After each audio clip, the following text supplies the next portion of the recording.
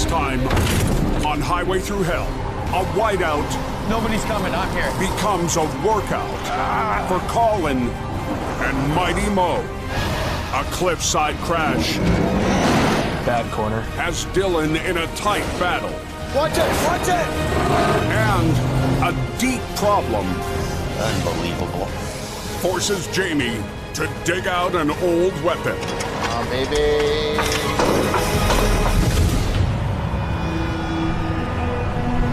How bad was the hill? Put your chains on. On BC's Coquihalla Highway, the first major storm of winter Boy, it looks dangerous, doesn't it? has unleashed its fury. You do not want to come into this net. Snow plows and graders are on the mountain. Can't see past your windshield. It's quite unreal how quickly the weather can change up here. 1 minute it's nice, and 15 minutes later you're in a complete whiteout. I hate the winter. Winter comes in hard and fast. And usually it'll catch people off guard, especially the first storm of the season.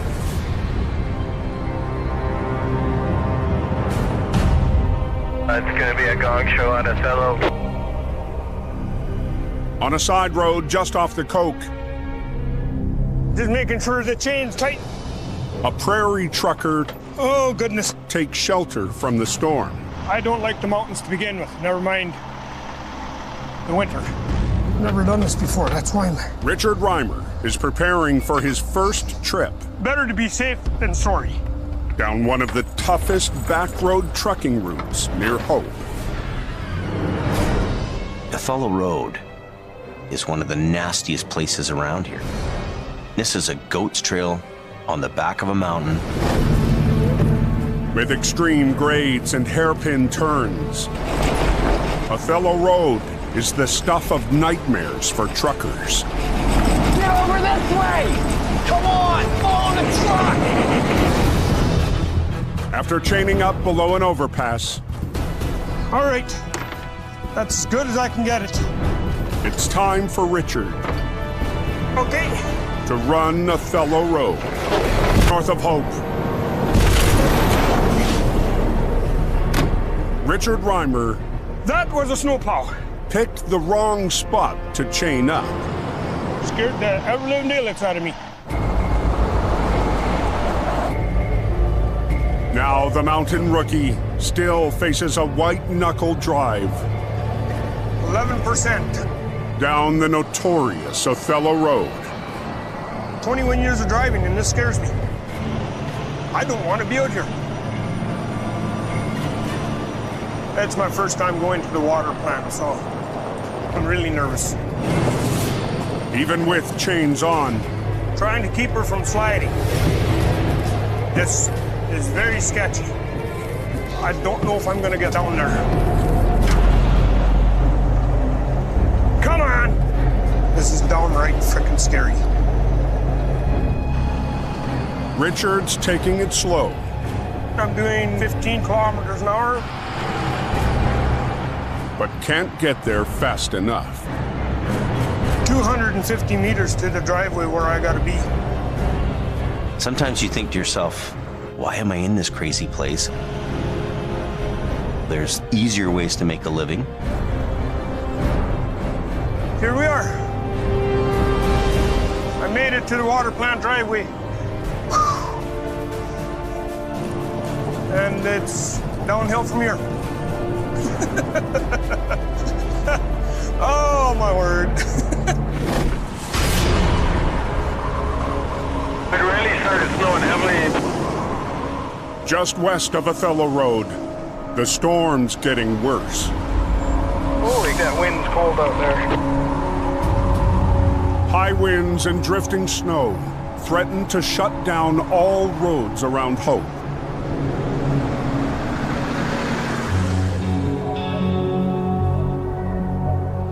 At Jamie's shop, lead driver Colin McLean There we go. chains up a wrecker he's never run. I'm just trying to get them super, super tight. I don't want to have any chain slack on Jamie's truck. I want to make sure everything's nice and secure.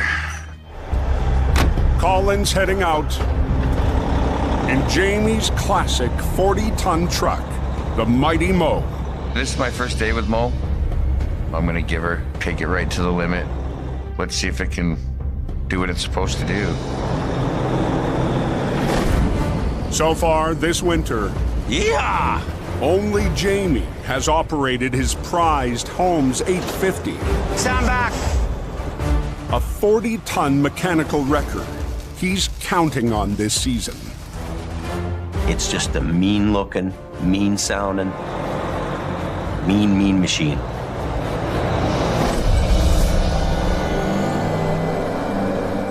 With Jamie out of town, Colin's in the cab of the old-school wrecker. Doesn't have heated leather seats, doesn't have an 18-speed transmission. There's no cup holder in it for your coffee. Got a couple big winches. There's one in the ditch there just past the Hope exit. Colin heads towards the Coke, Oh, right into the snowbank. but doesn't get far before he spots a semi stuck on an off-ramp. Right now, Hope's getting one of its first major storms of the winter season.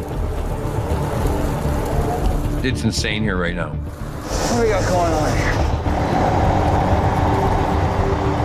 There's a tow truck on scene right before Hope. Slow down a bit there. It's cold, there's blowing snow, there's snow drifts. It's horrible out right now.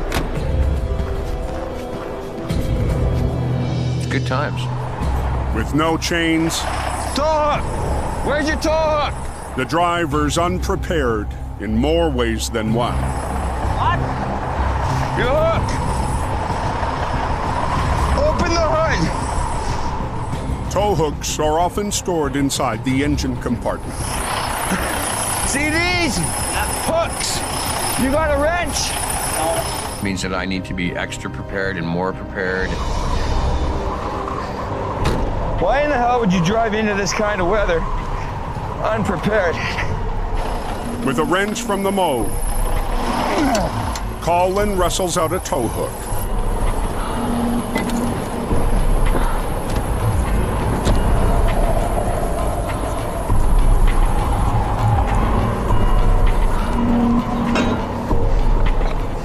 Here, both hands, walk.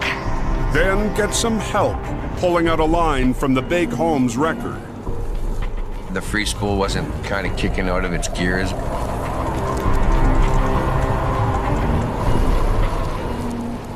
It's a little finicky, that truck.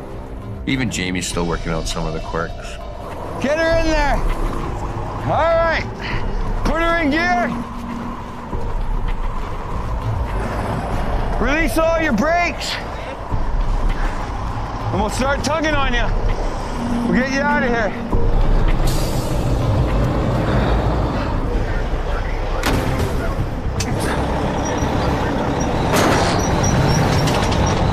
Colin puts the 44-year-old truck to the test.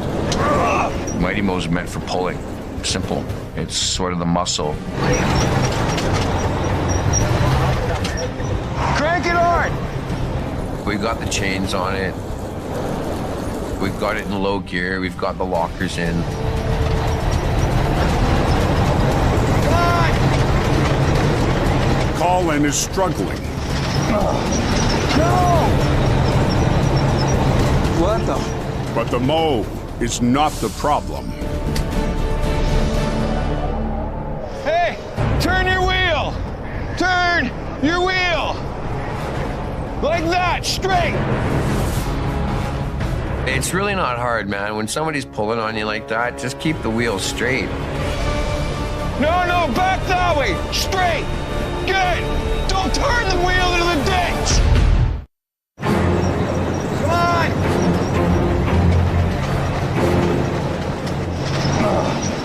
Just outside Hope, Come on, hit it. Colin's on his first run in the Mighty Mo. What the? But an inexperienced driver isn't making it easy. Hey, turn your wheel! Turn your wheel! You're not water skiing off to the left and off to the right, right? Like that, straight! No, back that way, straight! Good! Just follow behind the guy that's helping you out, man. Don't turn the wheel into the ditch! But Colin's got more on his hands than rough drivers.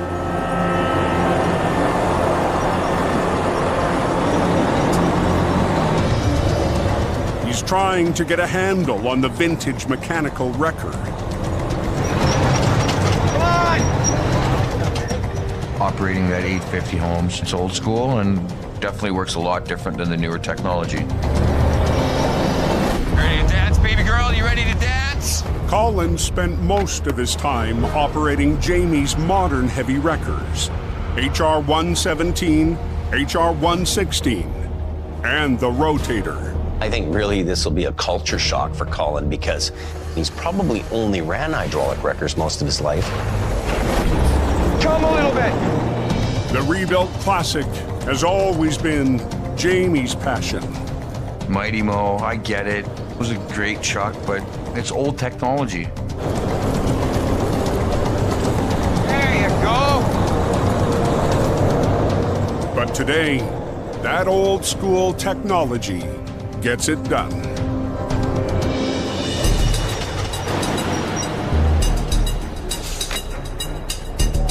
Yeah, I know it.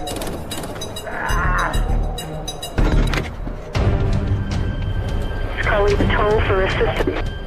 Colin's next job is just down the road. We got another guy here with a car carrier that's stuck in the snowdrift. But this driver is prepared.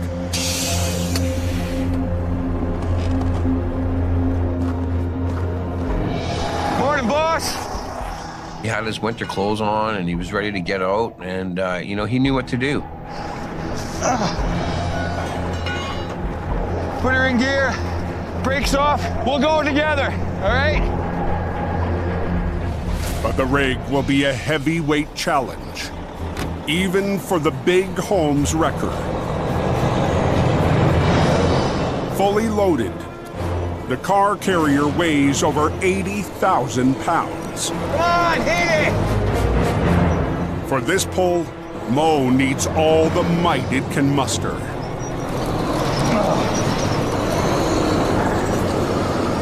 It's biting, it's hopping, it's spinning.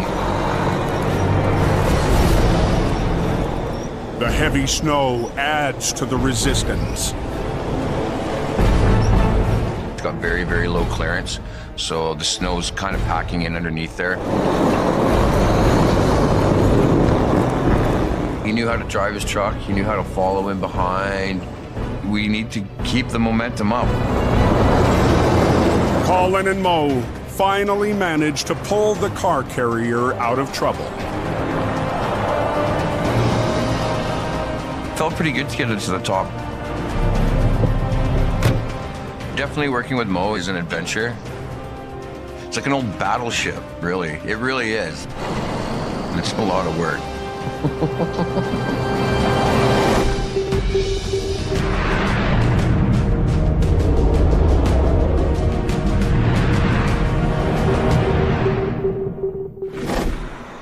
Anybody tell me what the three are doing tonight?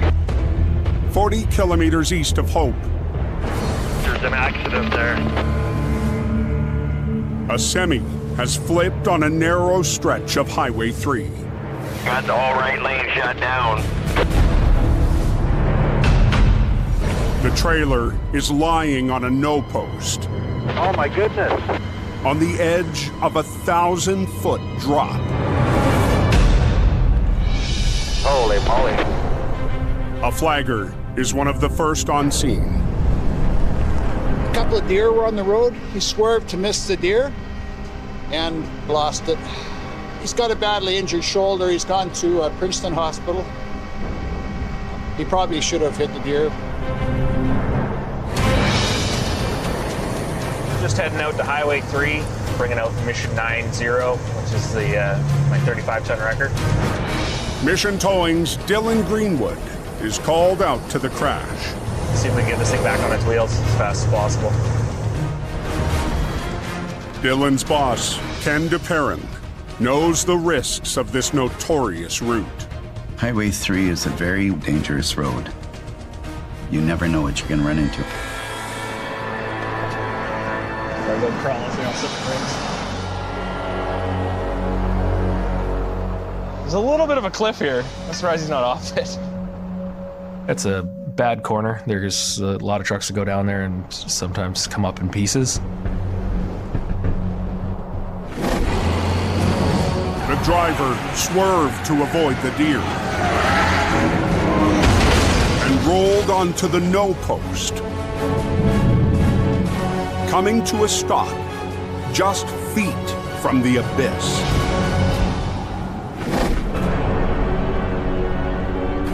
We're right on the edge of a cliff. You probably got 500-foot cliff above us and 1,000 feet to the bottom on the other side.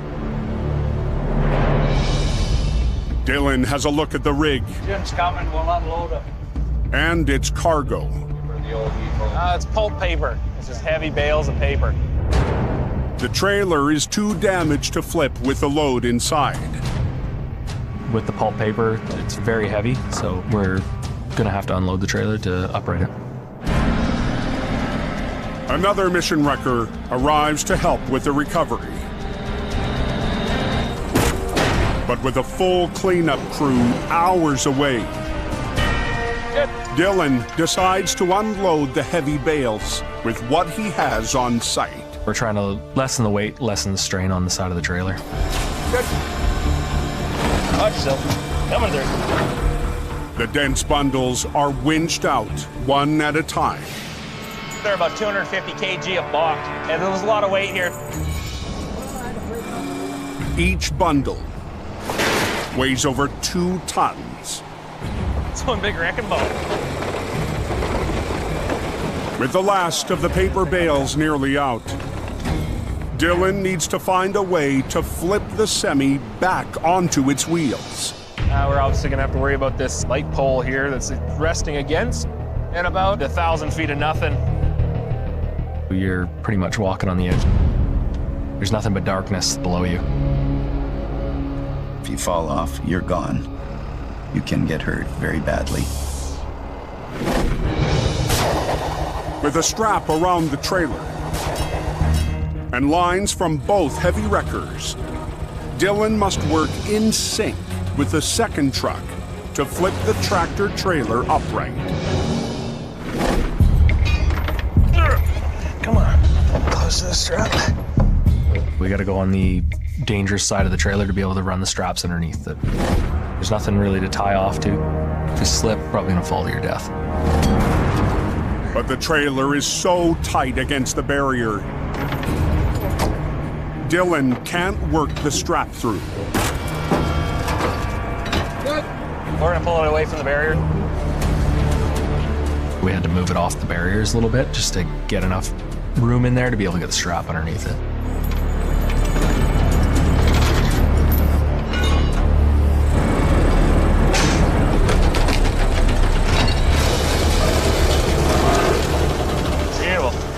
I've probably got enough gap in there about your amount now. Finally, there's just enough room to get the strap through. All goes to plan, the little empty trailer comes flopping over.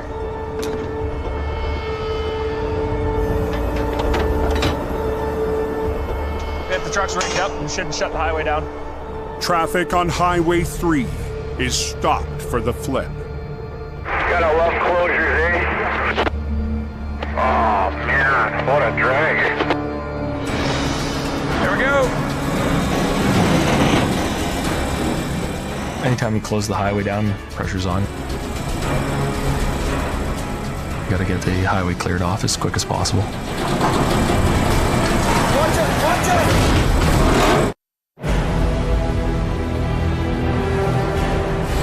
On Highway 3, Keep pulling. Mission Towing's Dylan Greenwood A little more. is trying to flip a wreck beside a 1,000-foot drop. Earlier tonight, the tractor trailer rolled, and slid to a stop beside the cliff. Pulling hard, we're trying to obviously hold this compromised trailer together. Working on a job like this on a steep slope, it can be very dangerous and unforgiving.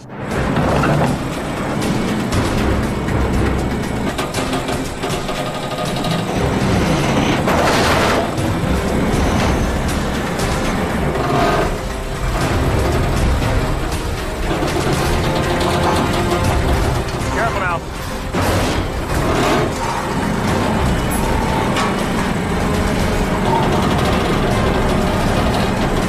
Watch it! Watch it!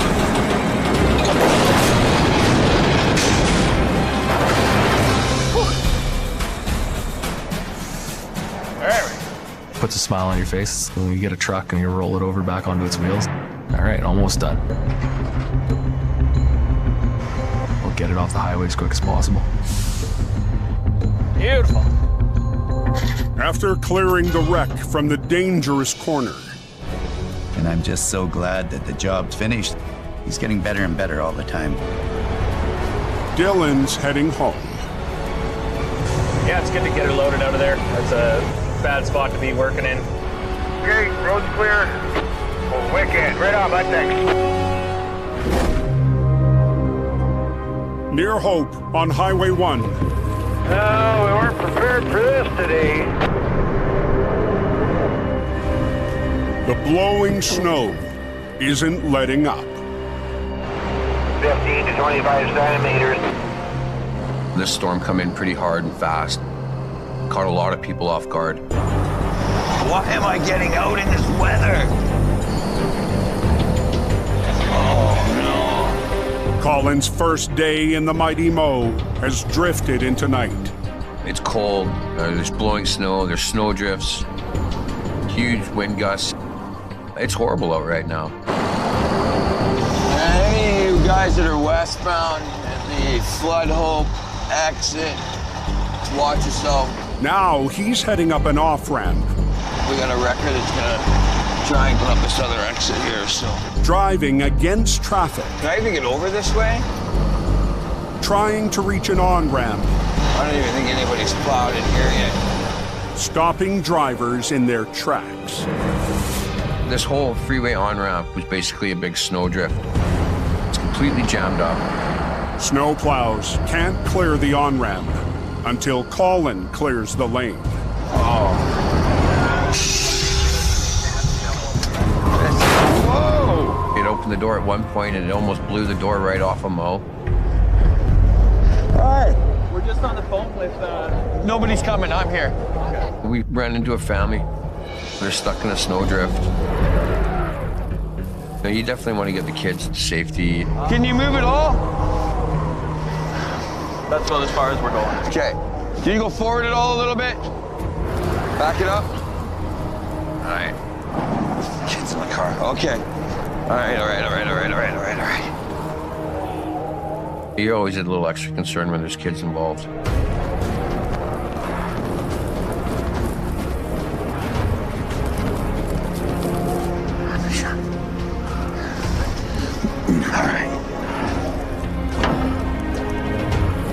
Getting a little strap and a hook and something just to help these people out. Stuck in a world of hurt, and I can't leave them. Want you to turn the wheel to the left a little bit. We're just gonna kind of ride till we get you through the snowbank. I'll release you and you guys will be on your way, okay?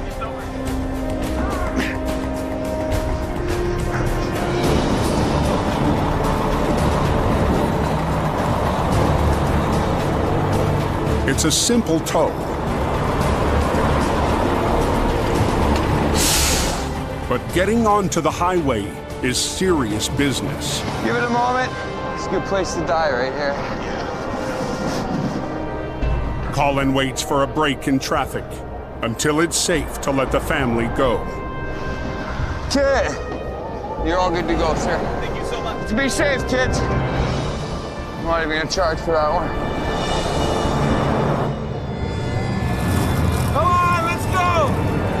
Just when it seems the nightmare is over, another car gets caught in the drift. Oh, why did you stop? It's insane here right now. They just keep driving into this big snowdrift. Why are people stopping? Working in the blowing snow like that makes it harder to see. It makes it hard to walk. It's coming at you from all directions. What's happening is they're driving into the snowbank, There you go.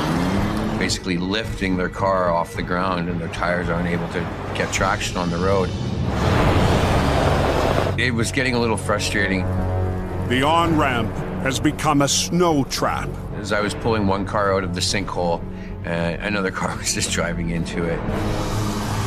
Never do it. It's 3 feet deep. Obviously, you could see that there was a spot where cars were getting stuck. Keep going. Go, go, go. Once again, Colin tries to rescue another driver.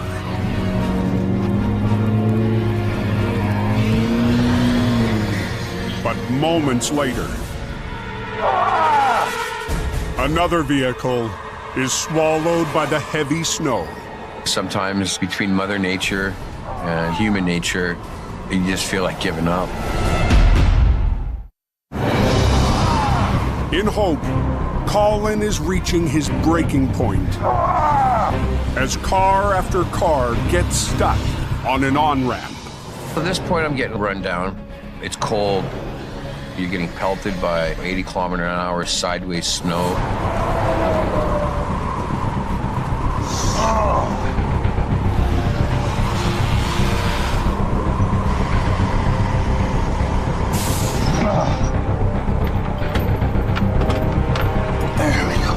Once again, Colin will have to lean on Mighty Mo.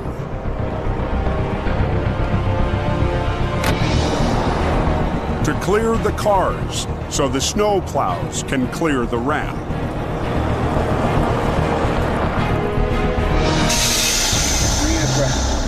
Kind of looking for my second win there. My hands were cold. This is stupid. I was tired, but I couldn't give up yet. Drive forward a bit. Perfect. Come on, turn your wheel a little bit. To the right again. You have yourself a good night. Finally, a glimmer of hope. There's a fall right there. Woo! But Colin's battle isn't over. Oh, look at this, guys. If he can get the semi on its way, The hits keep coming. the plow should be able to clear the on-ramp.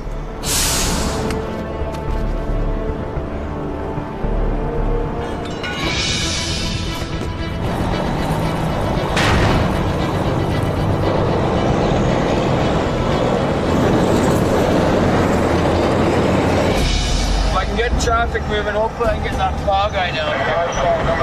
We can get this all cleaned up and pushed off. As Colin moves out, the plow moves in. Plow coming!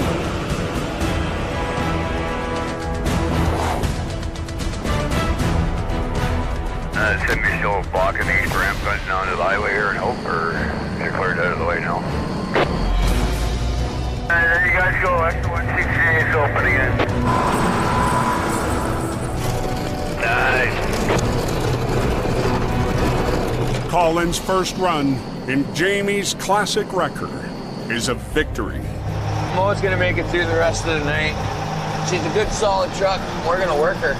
But took its toll on Jamie's lead operator. Good thing I'm healthy. My house would be killing me right now. It's nice to run the old equipment, but there was a place for that back in 1974. The next day in Hope, Wow. Jamie returns This is deep. to find his yard buried in snow.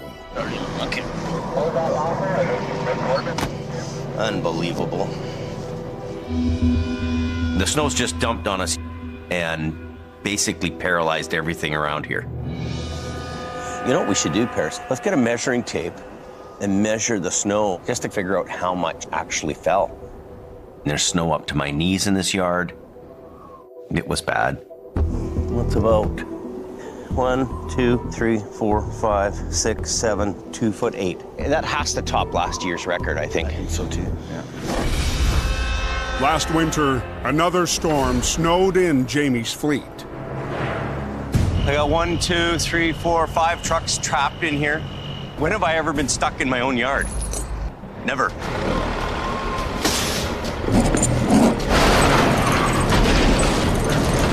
This is getting stupid. We really need a machine here to clear snow. This year, Jamie has a secret weapon. A vintage bulldozer. But first, Jamie has to get to it.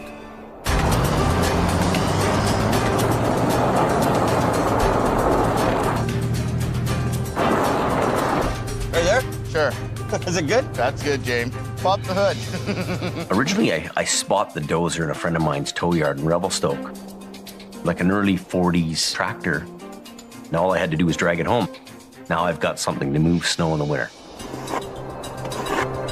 In the summertime, I was clearing this in to put some grass, and then it blew a hydraulic line. Jamie's handy cousin Paris will help try to get the plow started. It ran fine. Grab some jumper cables, a tundra, some quick starting fluid, and then we just see what we can do with it. Fix that one hydraulic line, and then we'll be able to clear the road.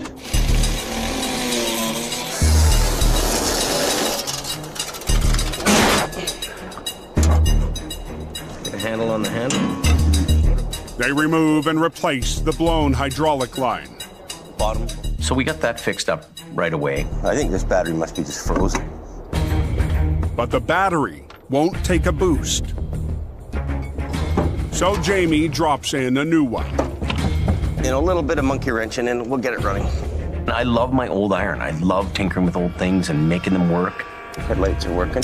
That way you can work all night, Paris. The dozer's covered in snow and it's cold out, and I'm a little skeptical that we can actually get this going. After adding a little premium gas, Jamie hits the ignition. Okay, go.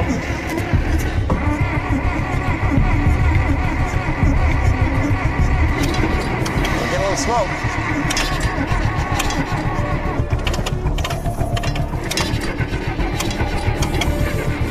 If they can't get the dozer started, Jamie's fleet isn't going anywhere. Oh, baby.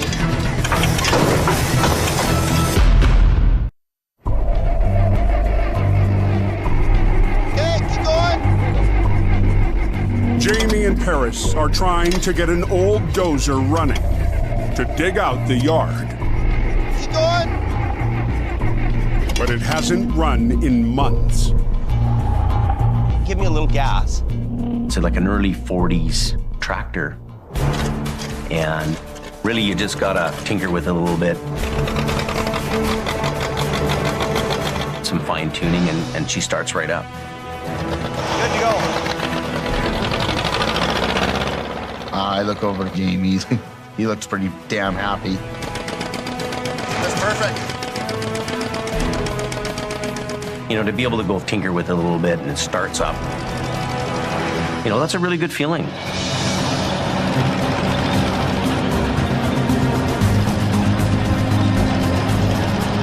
After bringing the old dozer back to life, Jamie digs in to keep his trucks on the move.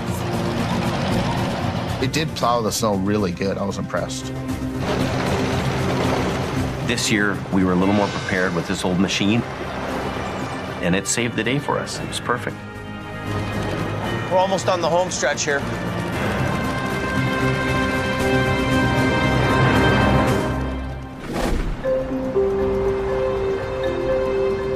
In Agassiz, I'm gonna go catch Steve here. He's just coming in. Mission Towing's Ken DePerrin needs to send a driver to an off-road recovery for police. Steve. Yeah, just got another call for you for a pickup truck somewhere up the side of the road. Generally, when you're going to recover a stolen torch truck, there isn't a whole lot left. Rolling out in a flat deck is operator Steve White. We're headed up to West Harrison Forest Service Road. We try to take 4x4s up there, but because of the size of the truck, rather take a deck. Hopefully we can make it up. Steve's been at mission for less than 2 years, but has known Ken a lot longer. We'll figure it out. I've known Steve for probably 30 plus years. His father worked for us in our body shop. He rode in the General with me when he was a little kid. Basically, I'll hold it with that one. We'll get hooked up. All right. My goal this winter is to step up my game with the heavy wreckers. I hope to learn a lot from Kenny and Dylan as well.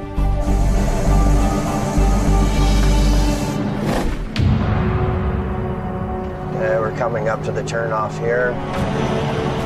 The wreck is a 2-kilometer climb up a logging road.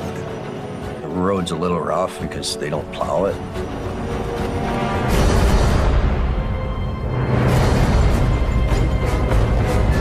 Just a slight dusting of snow, so we shouldn't have too much of an issue making it up there.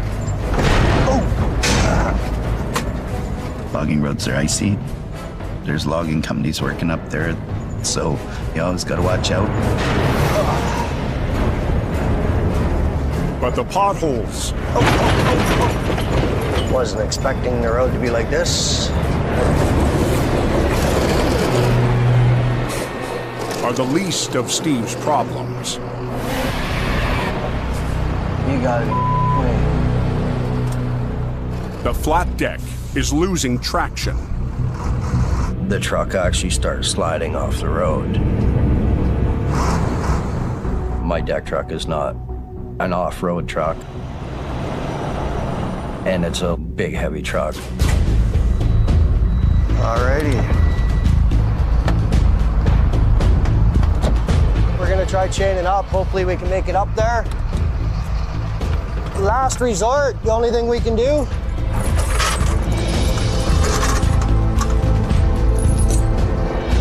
If the chains don't work, you'll have to abandon the recovery. Alrighty, ready to give her a try?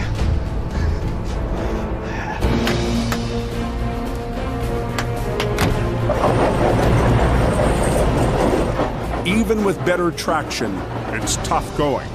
I'm driving up the road and it's very rough, lots of ice patches, potholes.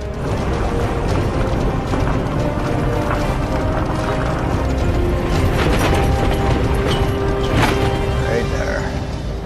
Around the next corner is the stolen truck. It is a challenge trying to get these things on your deck.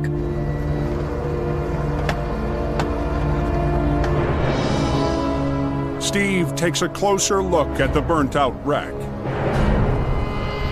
They stole the tires and wheels off of it. What else? Possibly the tailgate. No, I got a license plate. It's a good thing. All right, let's go. Stripped down to the axles, the pickup needs to be loaded onto the 21-foot flat deck. I'm gonna hook onto the front tow hooks to try to get the truck turned towards my truck.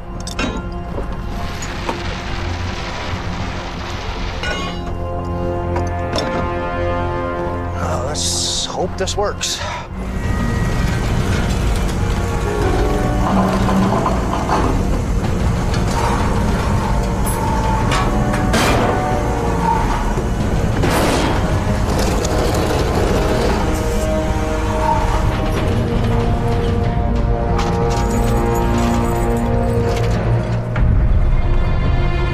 Steve secures the pickup. All right. But loading the wreck is the easy part. I'm not gonna bother try turning around, it's too risky. Not enough room for my deck to turn around. Now he has to drive 2 kilometers down the mountain in reverse. I got no choice. I have to drive backwards out on a snowy, ice-covered road. It can be a very dicey situation. Start sliding and there's no stopping them. The icy road conditions, poor visibility. Worst case scenario is you can back right off the edge of the road.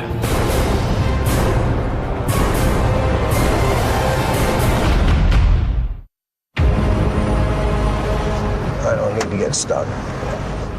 On a remote logging road, If I get stuck, I'll have to call my heavy wrecker out to come and get me. mission towing Steve White is forced to back down an icy, winding road. I really don't want to do that, because I'll never hear the end of it.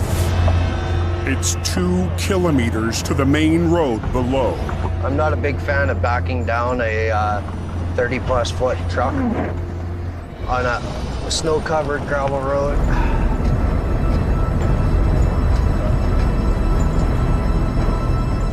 Steve was taking a chance on doing that, but it's the only way he could have got that out. The road seems so much wider coming up. Potholes aren't the only danger. This road is an active logging road. So there is that dangers of having to worry about logging trucks.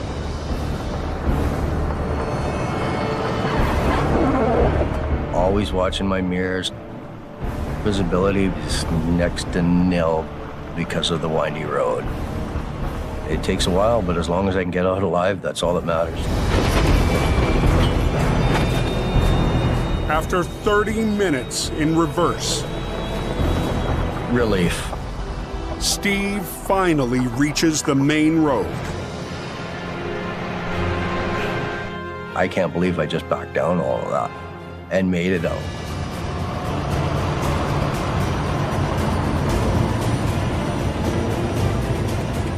Steve, I think, did very good on this. He used his common sense.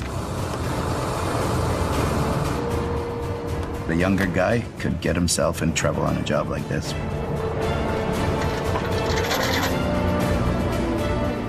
Not to be arrogant, but there isn't a whole lot of guys that'll do it. They just happen to pick me, and I'm the craziest one to go do that crap. That's it.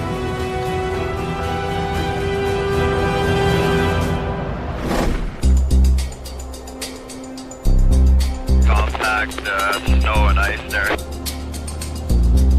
In hope,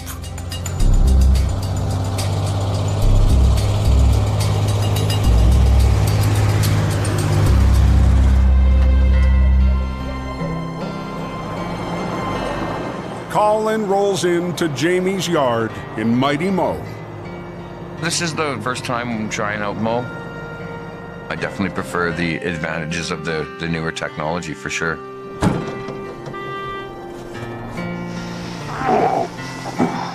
Well, how was the day? That truck's a lot of work.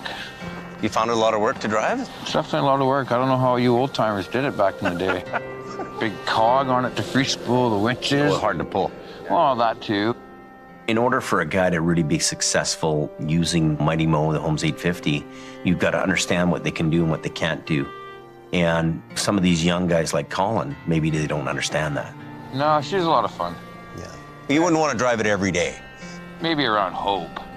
Mo definitely deserves to be in a museum. Get in there and stay there.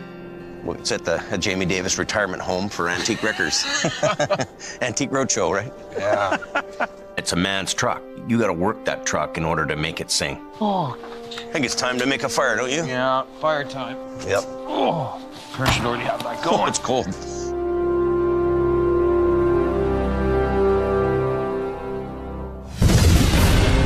Next time on Highway Through Hell, a remote mountain wreck. No, I think we're on the wrong road. Has Team Green in deep. This timber's gonna snap. Jamie takes a mighty swing. It's gonna go like this. At a jackknife semi. Off the road! And coming in hot. A roadside recovery reveals Colin's night.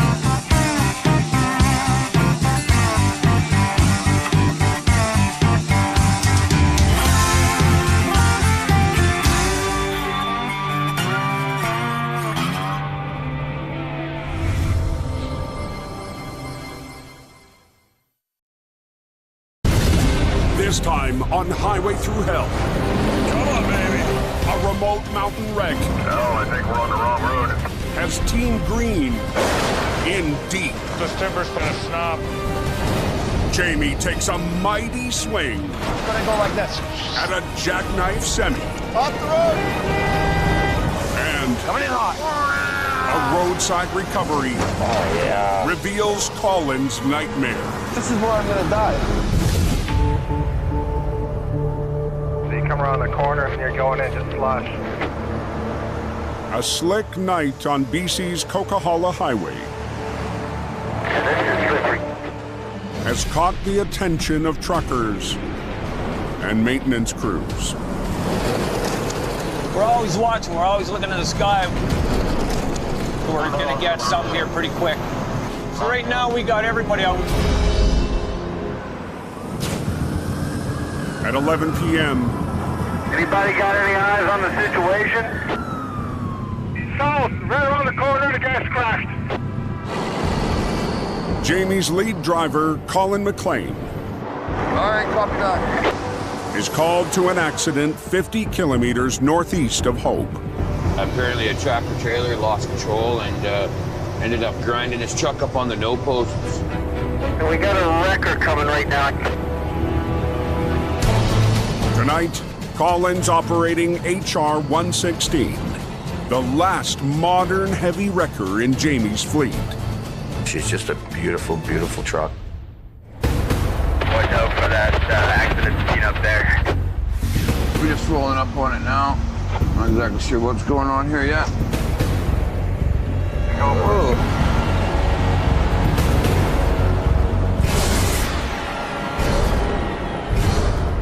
Well, he stuffed her in there pretty good.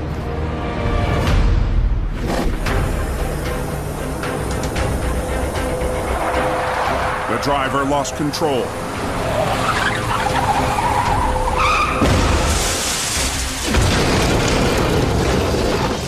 Grinding to a halt on the concrete dividers.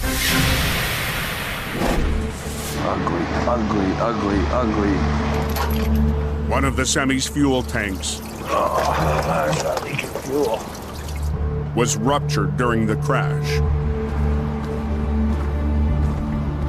this all fuel that's going by? No, this is antifreeze too. The truck's leaking quite a lot of diesel. It's really important that I get this thing cleaned up.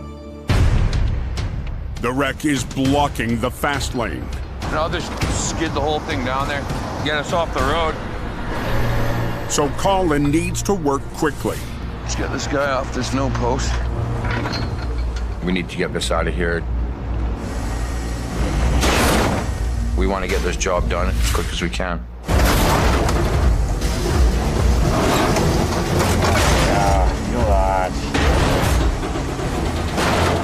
With the semi off the no post, Just going to attach to the front end of the tractor and drag him down there.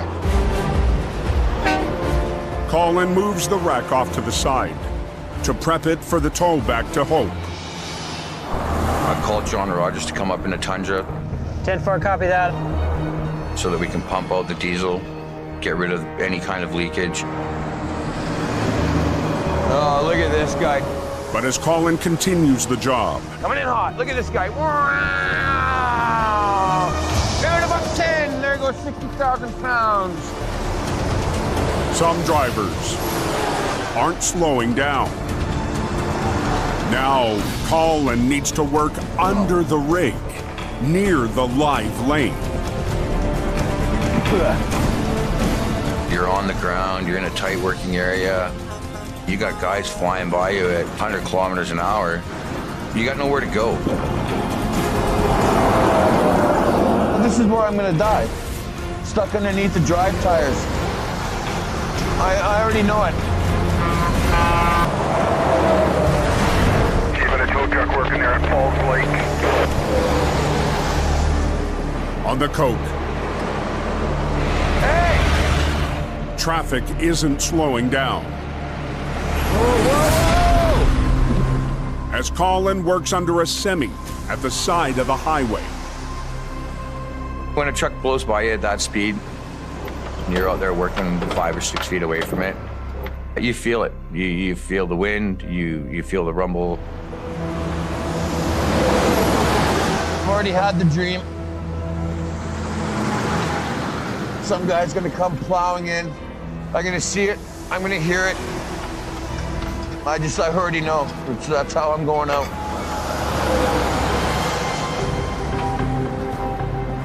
John Rogers arrives to clean up the spill and pump out the leaking fuel.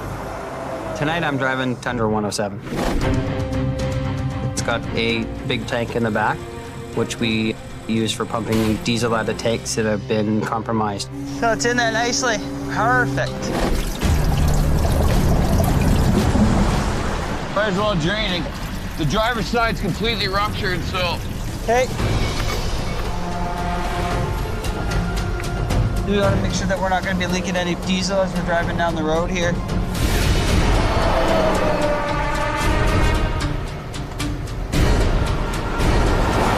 After another semi speeds by,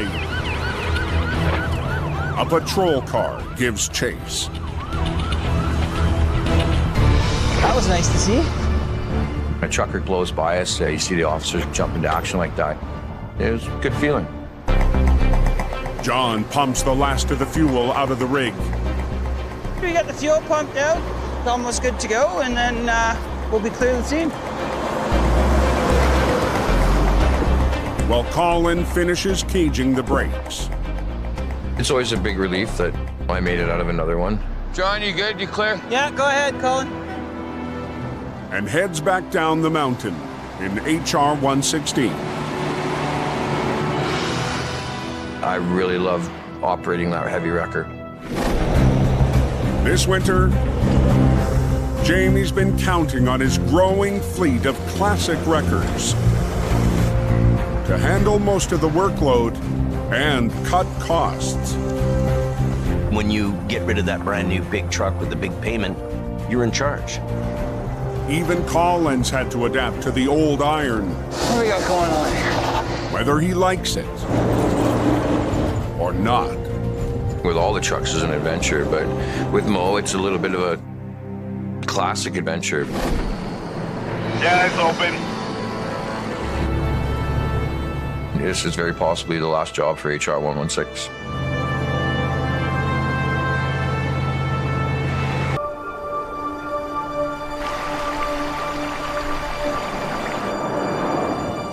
You got your long johns on? It's damn cold there. Maybe it's too cold for them to come to work. It's a bitter morning in the BC interior. Going Christmas shopping.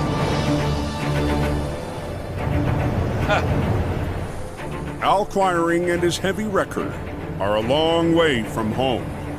We're headed up to the North Pole to go get Santa Sleigh's kind of buried in. We're leaving the clouds and the fog, heading into the Smilkameen paradise. We're headed out behind a little coal mining town, kind of in a forgotten part of British Columbia, named Coalmont, for a customer that's gone off a logging road. Al's right-hand man. Yeah, this is cool. I haven't been on this road before. Gord Boyd is close behind. Beautiful. I love the back roads. In the wintertime? Absolutely. The wreck is in the mountains on the far side of Coalmont, a historic town that sprung up during the Caribou Gold Rush. That's gold country and coal. And I can always tell when I get near gold because my feet get hot. To get to the job, It'll get a little rough. Al and Gord face unfamiliar logging roads covered in deep snow. This is the type of road where you come around the corner and you might see a abominable snowman. It snowed 20 or 30 centimeters a day prior, and then the temperature just drops.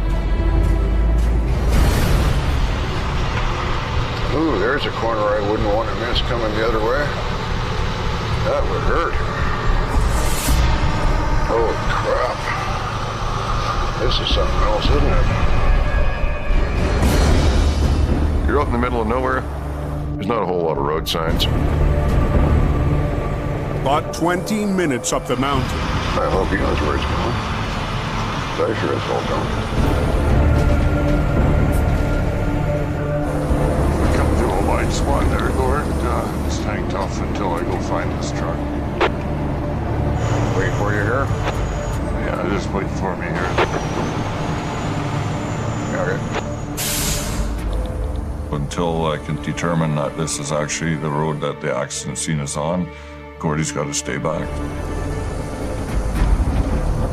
Definitely don't want to take a dump off the road up here, too.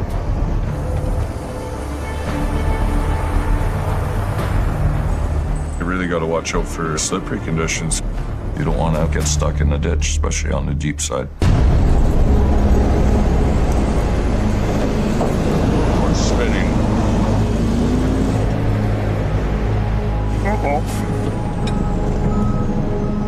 The last thing Al wants is to have to call Gord to come pull him out.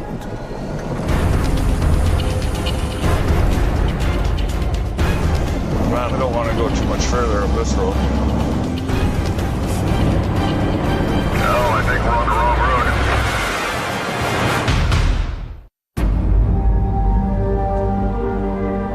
road. Hope you got long pants on, because it's freaking cold. Come on, baby. On a remote logging road. 2.5, 3 hours away from home, up a nasty dead-end road. Al's spinning his wheels, trying to find a wreck.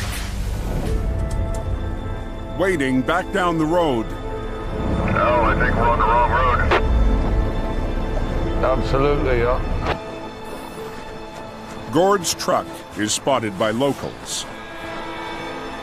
It's on the other road? Yeah, it's right down here, down to the right.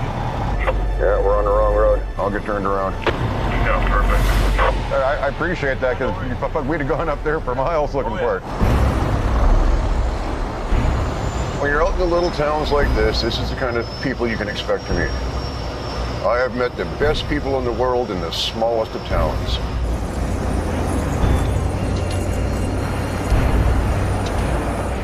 "20 minutes later, Team Green is back on track. Gotta love it when locals are helpful, eh? Beauty. We're headed up the right road now, and we're gonna get there and get this job done.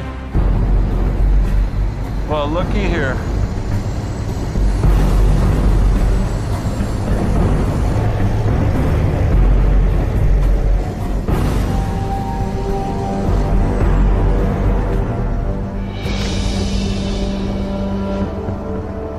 Let's see what kind of mischief we can get ourselves into today.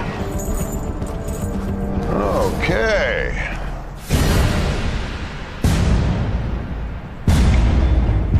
The logging truck lost control on a narrow curve, rolled, and dumped his load down the bank. This is a B-train logging setup. Tractor with 2 trailers, roughly about 75 feet long. Well, good thing it hung up by them trees. Incredibly, the driver walked away. This unit is another 30 feet longer than Al's wrecker alone. Want me to reach up and grab the top of the axle there? You're gonna have to pull this way. Yeah. They'll need multiple lines from Al's wrecker and Gord at the front end to bring up the extra long logging truck.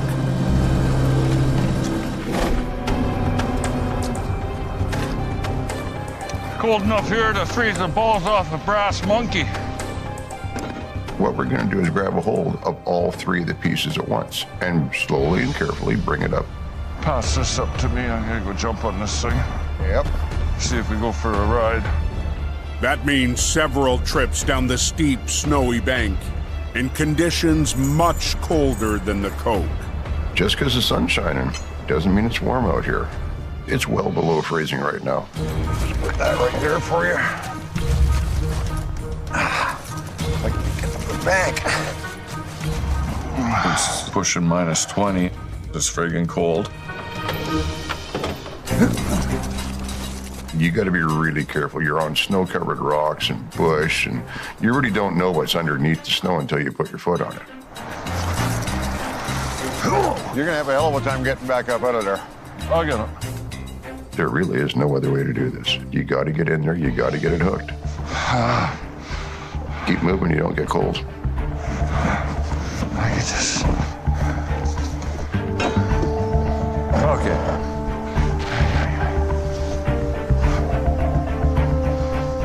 Al's wrecker must pull the logging truck with 3 separate winch lines, 2 off his boom at the back. Side puller on? Oh, yeah. Okay. And 1 off the side of the truck. This should be fun. This is where Al's side puller comes in really handy. He can pull directly off the side. We want to have as many points of contact as we possibly can. Oh, how do I get myself into these pickles? Okay. But as Al goes to work the side puller, Uh-oh. Oh, that's frozen. Gord! What? The cable's froze. Controls are frozen? the extreme cold has locked up the winch. We're 300 kilometers or so away from our shop. Oh, come on, really? My truck's frozen and we're gonna have to deal with this. We might not be using the side pull.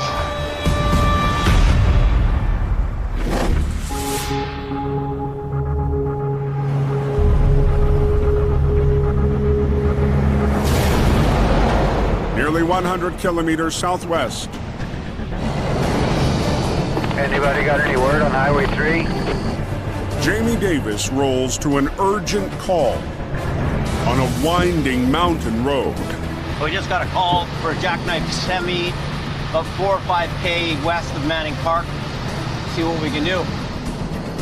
Jamie's operating what's become his most important record this winter, his classic Holmes 850 Mighty Mo. I'm becoming comfortable with Mighty Mo. Man and machine, we're working together. Me and this truck are becoming one. Where's this accident at? The crash is up on Allison Pass, the highest point between Hope and Princeton. You're on top of the mountain. It's icy and slippery and cold up there. I did a tractor trailer right over the bank here. My highest ever wreck was down that bank. It's easy to come around a corner and find an area that's frozen, and that equals trouble. I've got Paris coming out. I'm pretty sure we're gonna need some flagging there, so I've made that call already. Well, it's our guys. How they beat us here?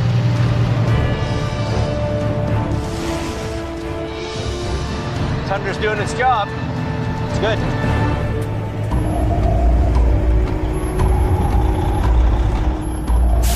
The semi jackknifed into the barrier, crushing the trailer into the cab.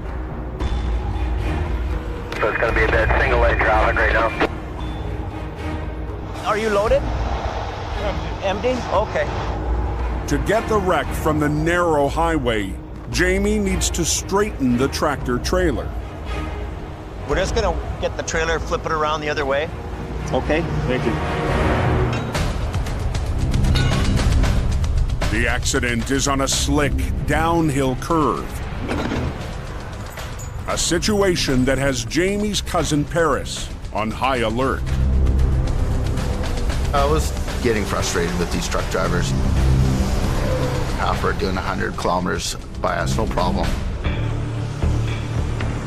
They just got to slow down to go by it. Jamie will try to straighten the semi the fastest way he knows how. In one swift maneuver. I'm just gonna drive ahead with it.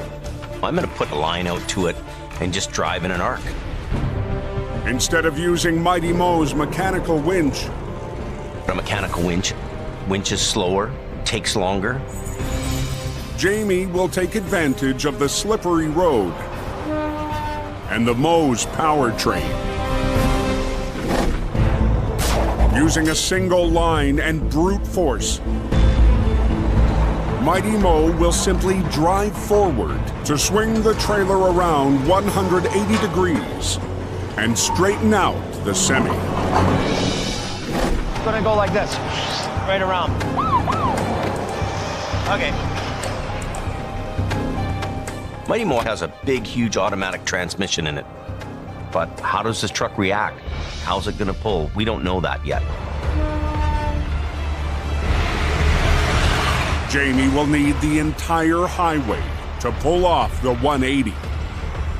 I'm gonna wait for the moment when there's no traffic and whiz this trailer around. I'm nervous. Last thing I want to see is something unexpected.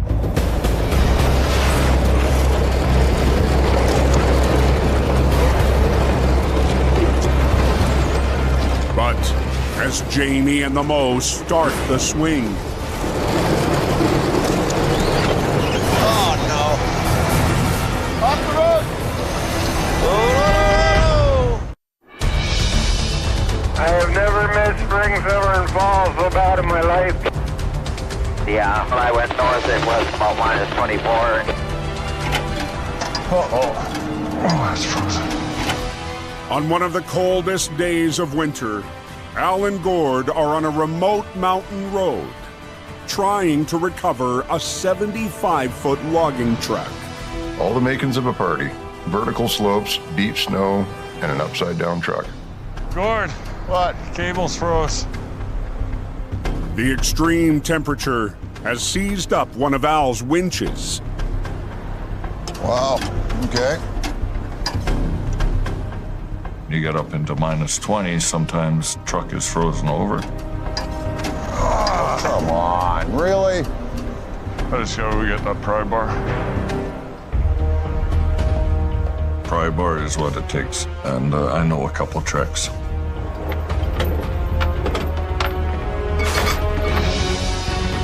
The logging truck may still be drivable if Al and Gord can get it back on the road. Owner of the truck wants this thing back to his shop so he can fix it and get it back out on the road and back to making money. But getting the massive unit up top will be tough without Al's side puller. Just push on it a bit. Just work the lever. Yeah, that's what I'm doing. You apply a little bit of pressure. Percussive therapy, as we like to call it. Oh, there we go. Okay, work it the other way. Stiff, but she's working. Okay. The side puller okay. is back in business. Got the mechanism freed up, and now we're going to get the game on and get out of here, get home for dinner. It's freaking cold. Al and Gord anchor their wreckers down. Might maybe throw your other spade down too. Yeah. Help stop you from pivoting. That's good. Okay. And begin to wrestle the 75-foot wreck up the steep slope. I'll start in the middle. Yep. And work the back. Yep. 4 winch lines on there. And you just keep taking tension as much as you can. Yep. That truck weighs 60,000 pounds, and you're parked on a 10% grade. All right, here we go. You just don't want to go over the bank, too.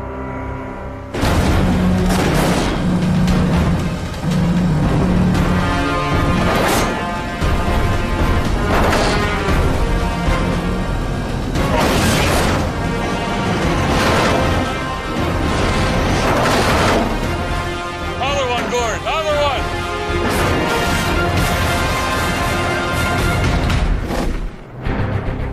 On Highway 3, He's folded over towards the ditch. Apparently they've closed the highway now. Jamie's working fast to clear a jackknife semi by sliding it around 180 degrees. When I'm pulling this trailer around, I've got to be really careful. But as the back end begins to swing out, a rogue driver slips by. Off the road! When the car came by me, I thought to myself, wow, he's in the wrong place at the wrong time.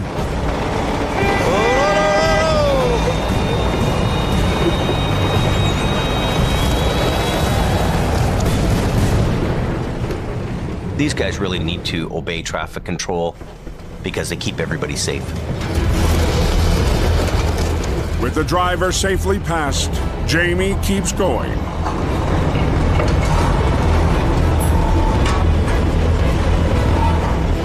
Mighty Mo's powerful motor as the jackknife straightened out in seconds.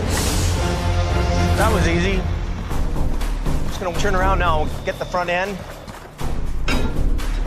Jamie Davis is on scene of that wreck. Should have it cleaned up in no time, but it's off the highway.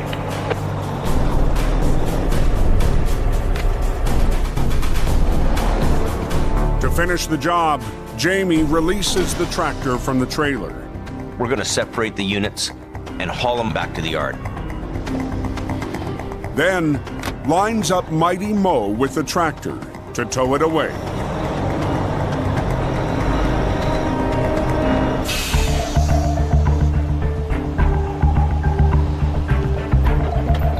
I want to get out of the way as quickly as possible.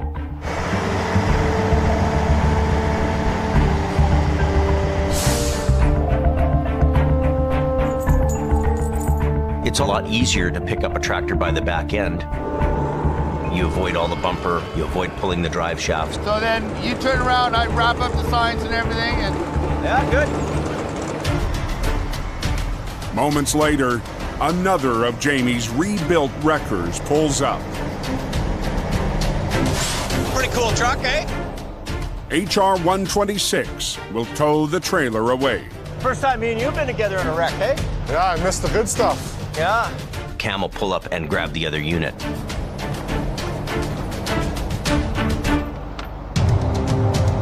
Jamie's classic fleet gets it done. So I'm all good to go. Good to go, yep.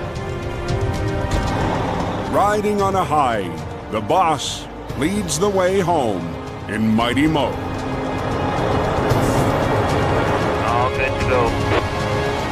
3's good. It's a heavy recovery truck, and that's what it was built for. Everything went together today. Having the flagging truck and having Mighty Mo and 126 get the same job together. Yeah, running the whole business with just like this, I'd be great.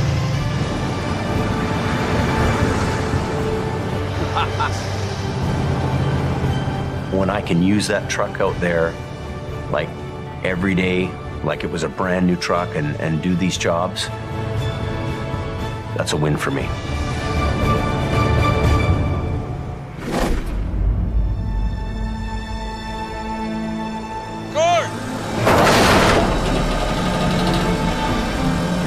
On a logging road, Al and Gord are trying to bring up a 75-foot B train buried in the snow. The customer's really relying on us to not make the situation worse, so we got to be very careful doing this. Target!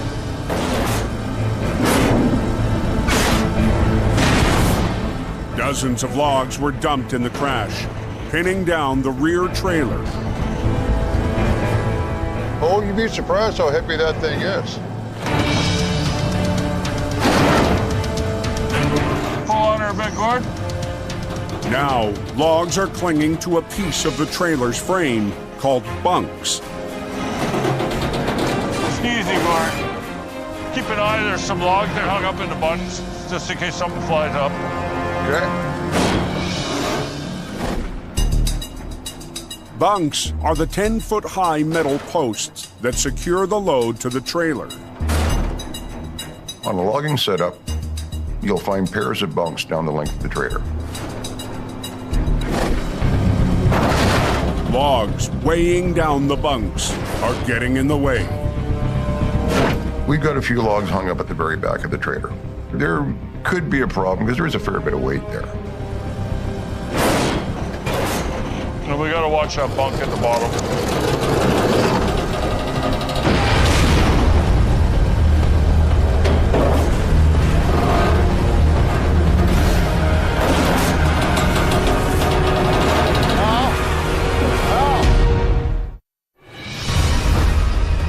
On a back road in the BC interior.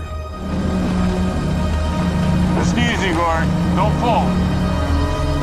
Acquiring Towing is in a battle to bring up a 40-ton logging truck pinned down by its spilled load. You're on a hill, you got gravity working against you. And the winch force is huge. Pull on her a bit, Gord. Al and Gord work their winches to try and remove the last of the load.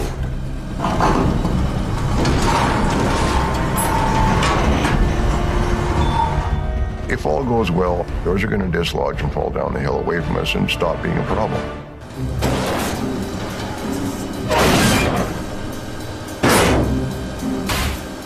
But the more they try to shake off the logs. Al, I gotta pull ahead a little bit. The closer the front end of the wreck comes to Gord's truck. It's coming forward as you're bringing it over. Let's give it a little more, just a little love.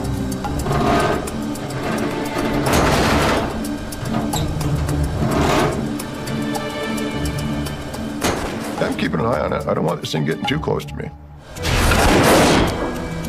Keep going. It'll miss you. Okay. Not by much. Take her away, Gord.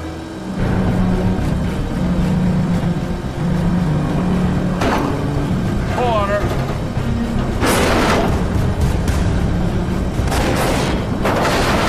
Keep going. Just watch for debris.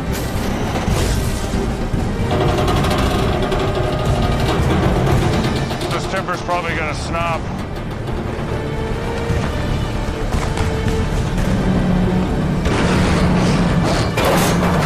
It's almost there. Just one more little tug, it'll come over.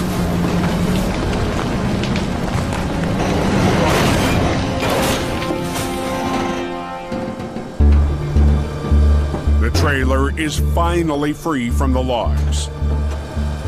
Take her away, Gord. Empty log trucks are way lighter than loaded ones.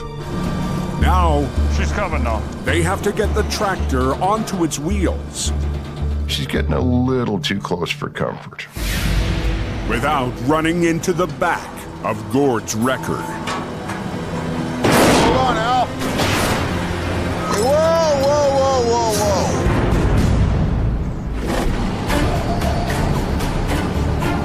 whoa. Just east of Hope, Jamie's classic trucks return to home base after the quick recovery at Allison Pass.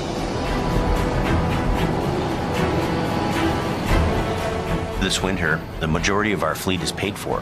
We're continuing to dial down the costs. Mighty Mo is really helping us turn the page to a new success.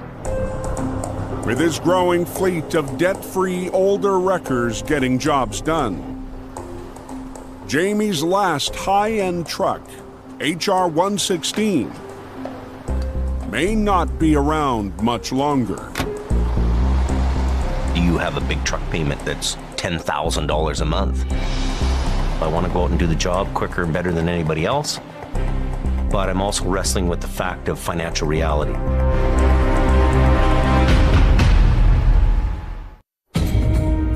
At the Mountainside Recovery, it'll miss you. Okay. Not by much. A 75-foot logging truck inches up the bank and inches in. Okay, hold up. To the back of Gord's heavy wrecker. Yeah, I think I'm a little too close here. I don't want it slamming into the truck, and I certainly don't want it slamming into me. Back her off? Yep.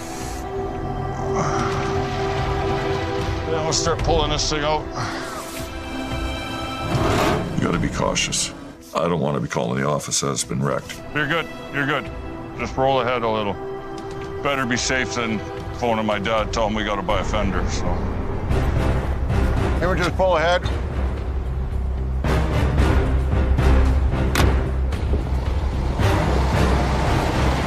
Gord repositions so the two trailers and the 20,000-pound tractor can squeeze onto the road. Be careful. Okay. Between Al and Gord's trucks. So you just keep pulling it, and I'll keep pulling the truck.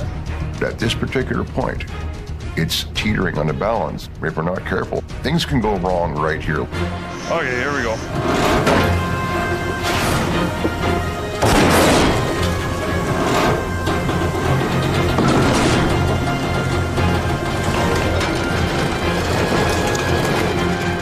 Okay, hold, Gord. We got the tractor on the ground. We still have the trailers. We're not done yet.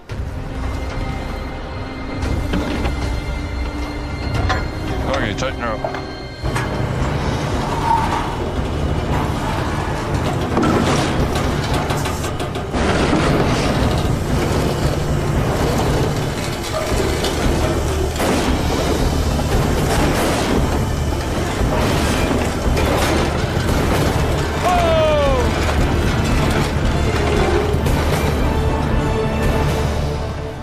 How are we looking back here? Oh, not bad at all. A quick re-rig. I see what he's gonna do. And Al pulls the last section of the trailer onto solid ground. It really doesn't get any better than that. The sooner we're done, the sooner we're back on that Storm Mountain.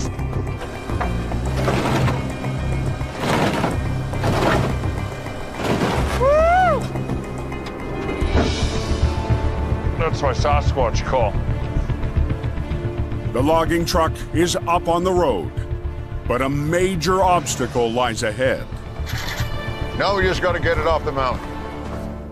Gord must snake the 75-foot wreck and his truck down the narrow, windy road. I mean, really, what's the worst that could happen? And he's the only one who can do it. Al's on the wrong side of it, and he's facing the wrong way.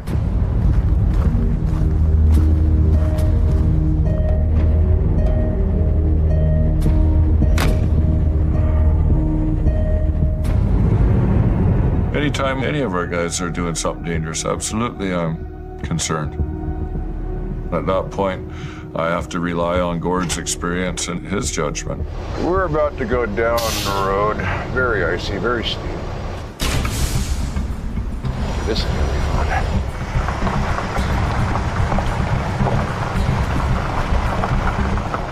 There's a chance when he goes out of sight, we could hear a crunch, and it ain't gonna be a good one. Watch that corner! The tractor, its two trailers, and Gord's 50-ton wrecker. We gotta run the trailer up on the bank, but that's okay. It's not gonna hurt anything. Have to make it around tight switchbacks, not built for a convoy this long. Slow and easy. That's how you get this one done. There's going to be some challenges taking this down the hill. The Super B is 75 feet long. Gordy's truck is another 40 some odd feet. Yeah, this is the kind of situation where fast is not what you want. You'd wind up going straight off that corner. And you look like an idiot, and Al's got to pull you out of the river. And it's never a good thing when Al has to pull you out of the river. Gord makes it past the first curves, but the final switchback. See if that tree's been clipped a few times by the bumps of the trailers? Will be the tightest turn yet. You can see the mark on the tree where the logging trucks have hit it. I know that corner's gonna mess me up. I'm probably gonna clip it again.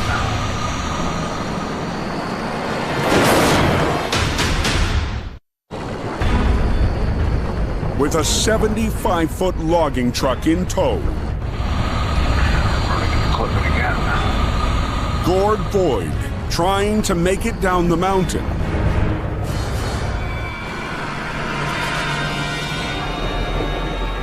Ran it around, no, we didn't. Sort of kissed a tree, but that's one of those give me 40 acres and I'll turn this rig around kind of deals. Fine and dandy on a straight road, but not on a logging road. Luckily, the snag caused no damage. Logging and rigging is probably the strongest you're ever going to see. It's meant to take abuse. You on, Earl? Gord calls in Al, who's still up the hill. Yeah, I'm just backing up here.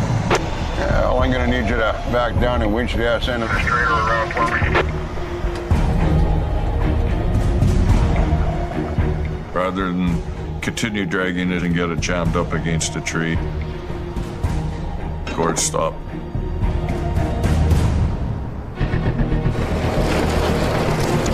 One quick move. Pulled the trailer onto the road, and away he went. And the logging truck is out of the woods.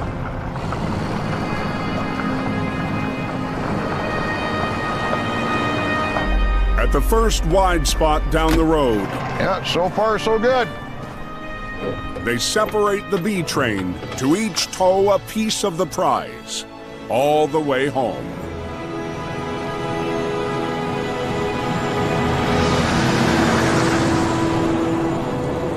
Gordy and I, we worked good together. Had a couple little problems we had to overcome, but tic-tac-toe, the acquiring team, we pulled through. I don't think it'll take us very long to get done.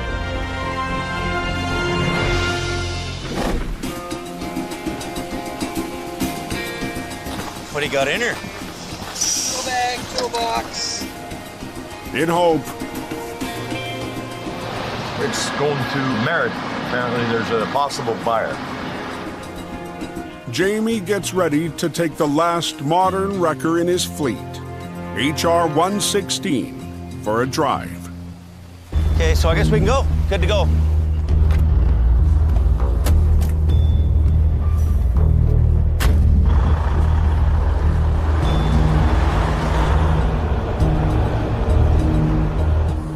I've spent a lifetime in this business. Oh, I've bought and sold probably more trucks than most people have owned it. I'm taking 116 up to Merritt. Company up there, they just want to do one last check over before they commit to it. I love wheeling and dealing. I like bringing things in. And I love selling stuff, too. 600 horsepower engine, 18 speed, double locker rear ends. Like, this is a very tough truck. Jamie arrives at the potential buyers. A company with a yard 100 kilometers north of Hope. Reliable towing. 18 speed, 600 horsepower, and double lockers. Like, it's a great truck. Yeah, we got a 50-ton sitting in our yard. That's a beautiful truck, like it really is. All heavy spec and everything else. It doesn't take long. Loving it, man. Loving it. To make a decision. You know how excited these guys are. Are they?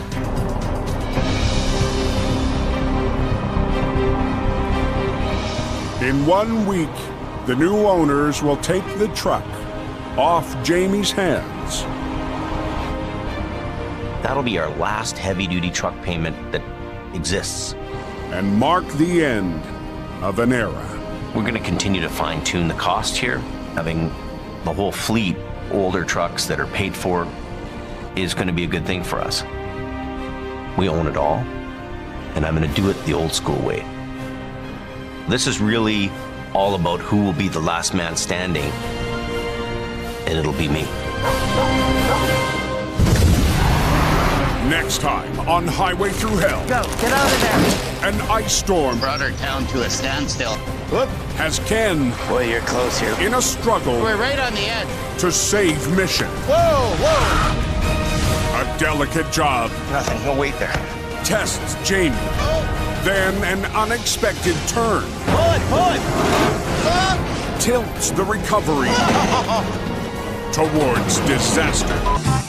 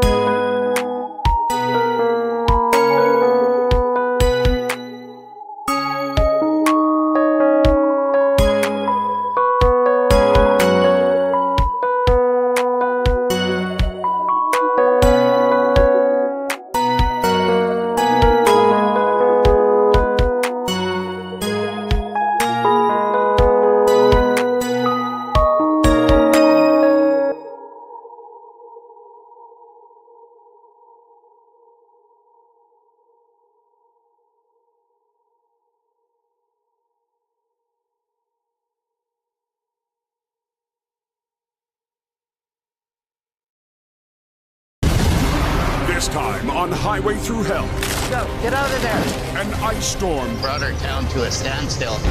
has Ken Boy, you're close here. in a struggle We're right on the edge. to save mission. Whoa, A delicate job Nothing, he'll wait there. tests Jamie. Then an unexpected turn Pull it. tilts the recovery towards disaster.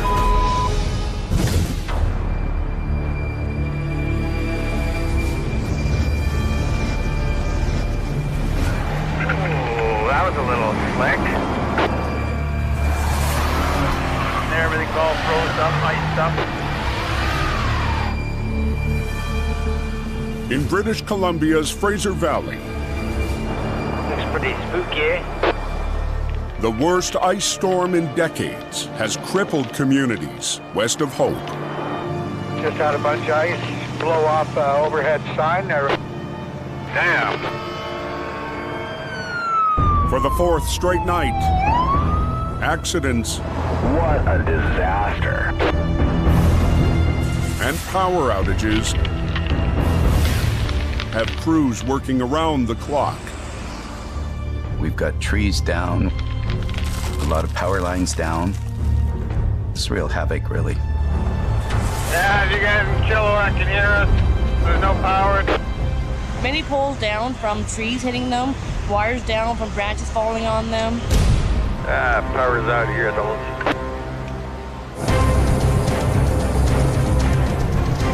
It's amazing. Mission Towing's Ken DePerrin has been working non-stop Look at the tree down here. since the storm first hit. Like, look at the mess. Wow. There's a pole down. With 160,000 people in the dark, Wherever you look, there's power trucks. hydro crews brave the dangerous conditions to get power back on. Never seen so many hydro crews here.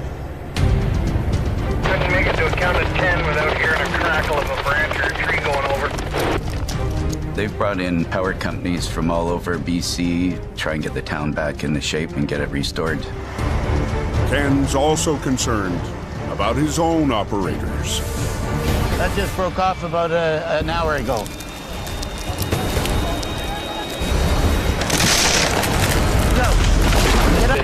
Crazy. In Mission, BC, Wow, that's what I'm talking about. an ice storm is causing mayhem. We've got trees breaking, we got wires dropping all over the place.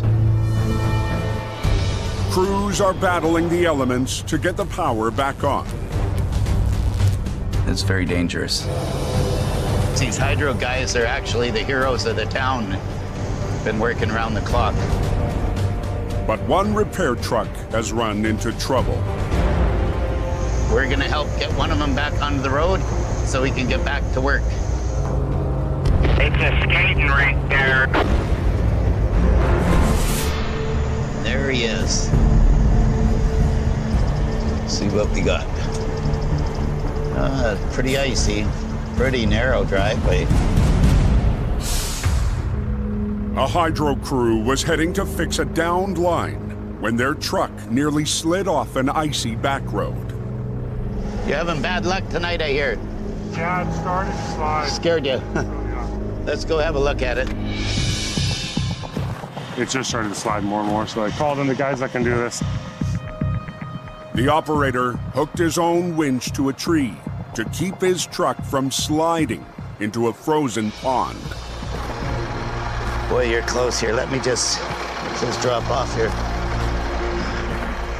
Oh, wow. With the ice like this, you can slide this really quick. All it is ditch on both sides here. That's all it is.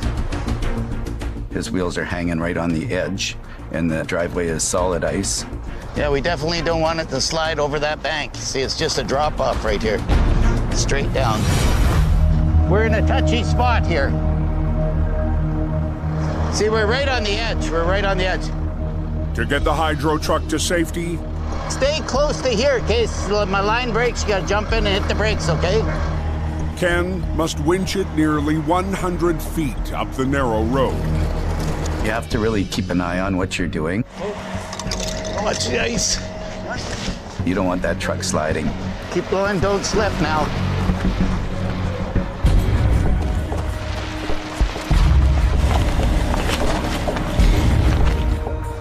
Good job. If she does take off on you, Okay, I'm gonna start pulling you. you're not gonna stop it. Get ready? Watch it. Let your winch off a little bit. Okay, coming at ya. The driver has to steer the truck as Ken winches it up the slope.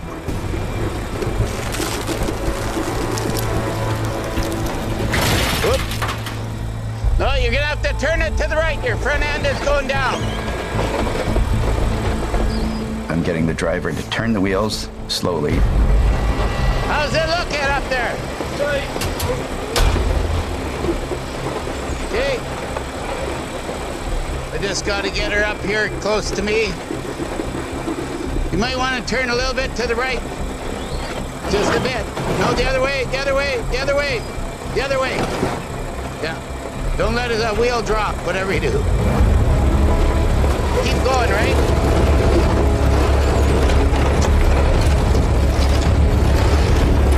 We're just about there. There we go.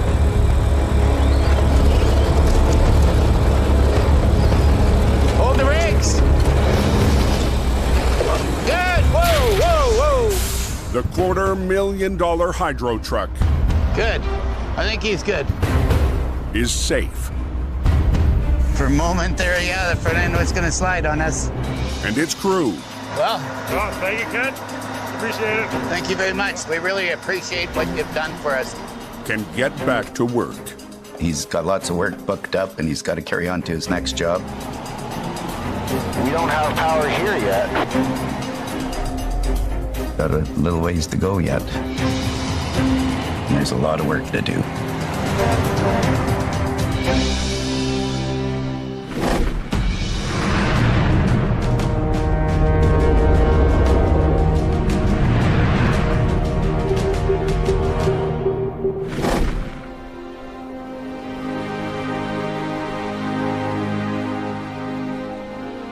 Heading 400 kilometers north, This is Timmy. He's right off the road. Jamie Davis leaves hope This could be a real challenge. for a job near Williams Lake, BC. They've had this days and days of stormy weather, and the customer's been having a hard time getting a tow truck because everybody is so busy. He's given me a call, and we're going up there to give him a hand. Oh, that's a good one. Yeah, sucks, eh? The driver escaped unharmed. And miraculously, Not much damage. the fully loaded rig is in nearly perfect condition. The edge caught the tractor trailer, and it just flopped over nice and gently in the snow. Blinded by heavy snow, the driver lost the road, caught an edge, and toppled into a deep ditch.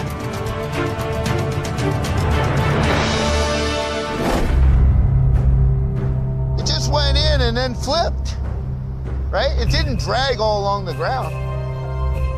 Jamie's cousin, Paris, and lead driver, Colin McLean, He wasn't going fast. are on scene to help scout the wreck. I bet you he could almost drive this thing away. Yeah. Jamie's been asked to recover the tractor trailer And we're not pulling it up a huge bank. No, it's right here. without offloading its cargo, heavy bales of recycled cardboard. The only thing is, it's a dry van, though, not a reefer. So it's not as strong. It'd be a tough job. But it's not impossible. My job is to save the customer money and not cause a worse mess than's already there. I think we can do it. We can't look and see the load though, but I'm gonna bet you that it's mostly at the front. Yeah, is where it is. I'm taking an educated risk here in the fact that I can pull this job off. To bring the rig out undamaged, Jamie will need his biggest wreckers. Just airbag it up and flip it over? Yeah. And a special tool. His air cushion recovery system, the airbags. Not many operators have air cushions. Basically, air cushions put you into your own league. This is the critical time right now. They're an expensive item. But when you need them, almost there. It's gonna pay off. Perfect. If you can recover somebody's loss without making the loss greater, that's the big win here. Hey there. Hi there, how are you? Jamie calls the customer. There's very little damage to the truck or the trailer, so I think that's the perfect job to put the air cushions under. Okay. Now I'll get everything organized, and then probably we'll do the lift in the morning. Thank you so much, sir. All right. Thanks. It's my reputation. I've told the customer I can lift this trailer up fully loaded, and I'm gonna do it. Need to put some air to it. In hope, Jamie's going to need his most powerful wrecker for the job. I know you've had enough for the day, Paris, but we got a service to do. Yeah, I know. So the race is on to get Mighty Mo ready. Paris is gonna give me a hand, and we're gonna do a little extra tonight to try to get this truck on the road. 1 week ago, 18 speed, 600 horsepower, and double lockers. Jamie sold the last modern heavy wrecker in his fleet, HR 116. For me, this is all about financial stability.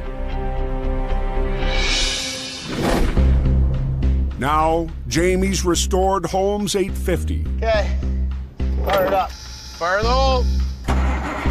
is the mightiest wrecker he has. Okay, stop. Try it again, please. Ready? Go.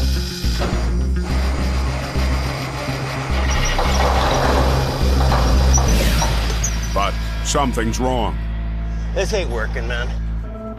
Oh, it's just loaded full of stuff, James. Is it? Loaded. Yeah, see, this is what the problem is. Look at the bottom. Oh, this is why Mighty Mo isn't starting. Yeah. Jamie discovers the issue. Look at it, it's got lots of water. I don't know. A fuel filter for the vintage truck needs to be replaced. Look at that. Lots of dirt in there. Mighty Mo is our main big machine. Nothing till Monday?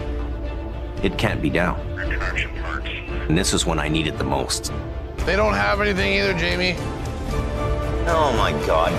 We're screwed. Yeah, see, this is what the problem is. Oh, this is why Mighty Mo isn't starting.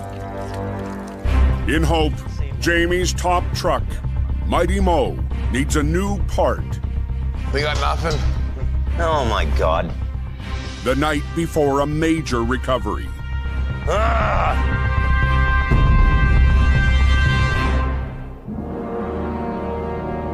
Unbelievable. Early next morning, Jamie gets more bad news. The parts run won't be here till this afternoon late.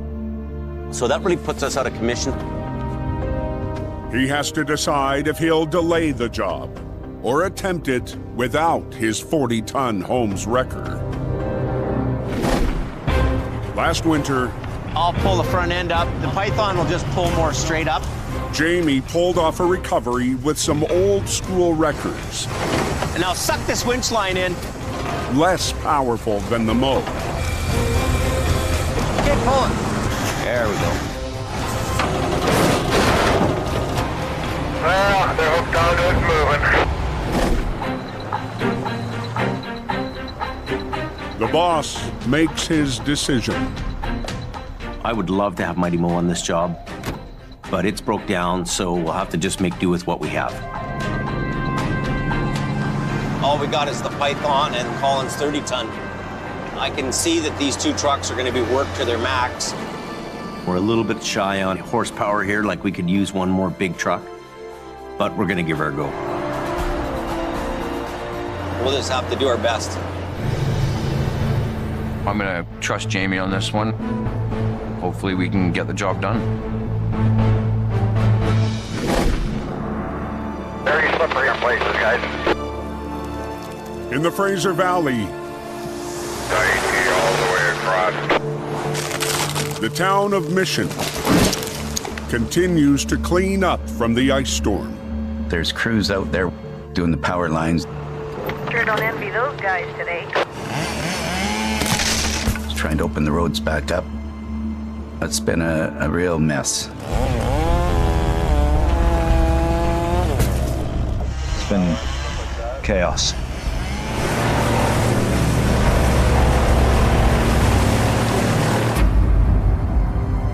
Mission towing on here. At the Mission Yard, Ice, ice, ice everywhere. Ken DeParent arrives Wow, look at how thick that ice is. to a frozen fleet. Get going down the road and the ice starts falling off. It's very dangerous. You just can't drive it down the road like that.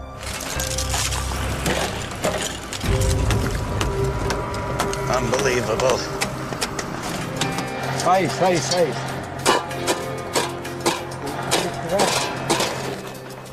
Even Ken's dad, 87-year-old Wally, chips in.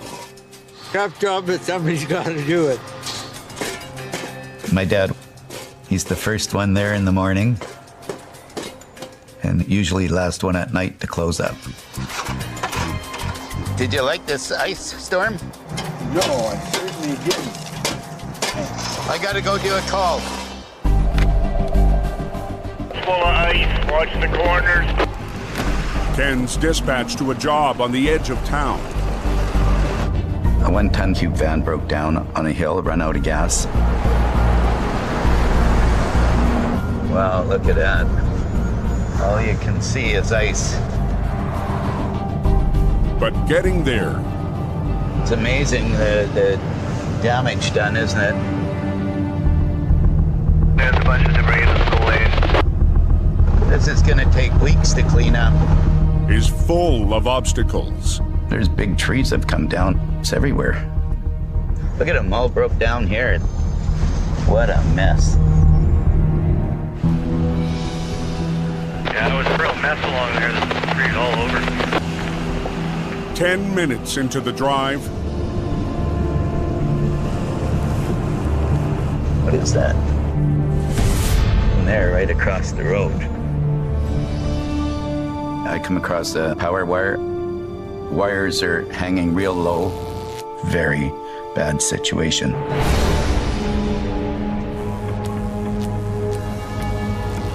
Top one's power.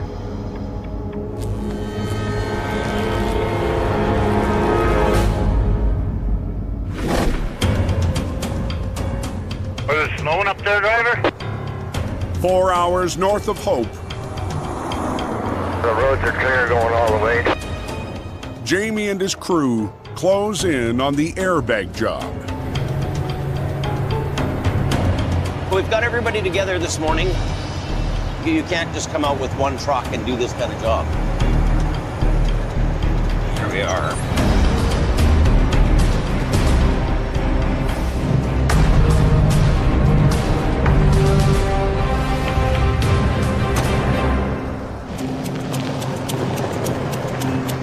Jamie's airbag system is quickly deployed to help lift the semi and its heavy cargo back onto its wheels. Woo! Not light. But even with airbags, the heavy rescue is still a gamble. Recovery's not a perfect science. There is risk. Something could go wrong.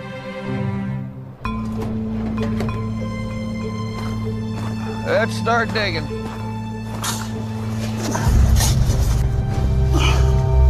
What's it look like under there? This looks all right. We need to dig out enough so we can slide a bag in. Yeah. Oh yeah, loads of fun. The biggest mystery. Just by looking at this, you can see how the wall's moving. Nothing, no weight there. Is the exact position of the freight inside the trailer. We haven't opened up the trailer because we still want to keep the integrity and the structure. You open up the back doors, there's a good chance that you just won't have that stability. The only option is to try to feel the trailer out. I'm seeing 3 major places where there's weight here. We could sort of tell where the load is by banging on the trailer. Nothing. You can bang on the metal and you can hear if it's a hollow sound or if it's got something up against it. You don't want to put pressure where there's no load. You got to put the bag where the load is. Right here, this is where we want to put the first bags, right in here. It's up to Jamie. Fire the compressor up now. To read the wreck and decide where the airbags will go. Right there. Make sure it's flat on top of itself, right? Square. Get the pokers on either end of it. The easiest looking jobs are actually the hardest jobs. And this is one of those ones that looks easy, but it's actually very difficult. Wiggle it in as best you can. Yeah, there you go. Jamie knows how to finesse. And putting these airbags in just a little bit at a time.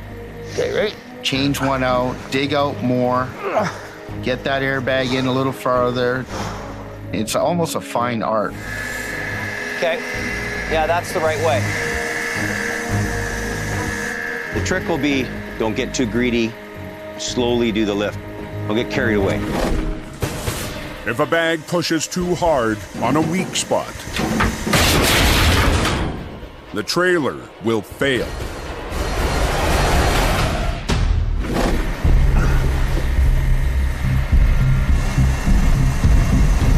The trick here is a little bit of pressure, little bit. Don't turn the valve on and lift it, because what it'll do is it'll break this thing in half. Okay, it's coming a little bit, isn't it? Yeah. We're 6 inches off the ground now, eh?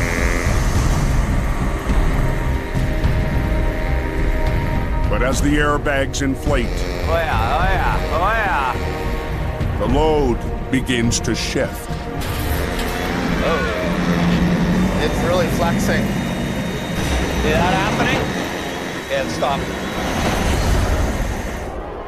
I don't want this thing to tear apart on us. We're 6 inches off the ground now, eh?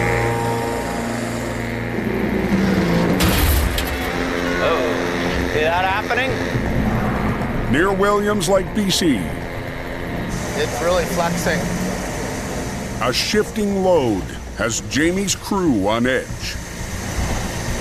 Why is it buckling here?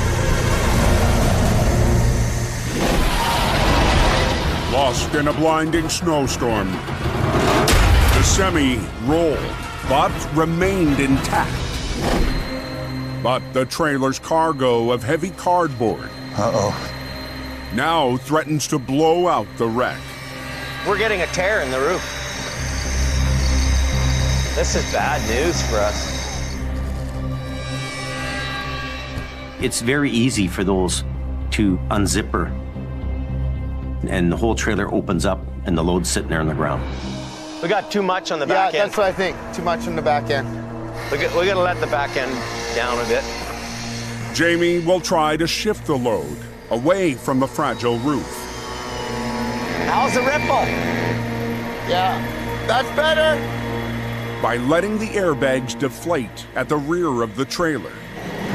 The whole load went in. You can see it went in a bit. Nice. The fully loaded trailer is safe for now. It's gonna be the moment of truth here. But Jamie needs to roll the dice and try again. Air it up. Coming up. I'm nervous. Any wrong move here can blow this thing in half.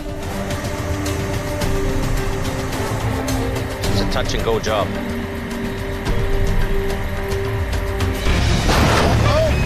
Harris spots a new problem. The whole thing shifted back. It went this way? Yeah, about 2 inches. The 50,000-pound trailer is slipping on the incline down the bank. It's starting to fall towards us. Just went. Just went again. If we keep doing this, it's going to fall farther and farther into the ditch and come off the bags. Okay, I'm stopping.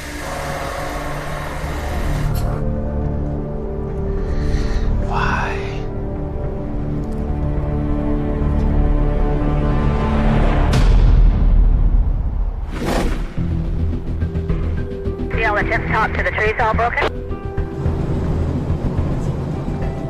This is really crazy. In the aftermath of the ice storm, What is that? a fallen power line blocks Ken from a call. Top one's powered. That could be a hot wire. It could be a very dangerous wire.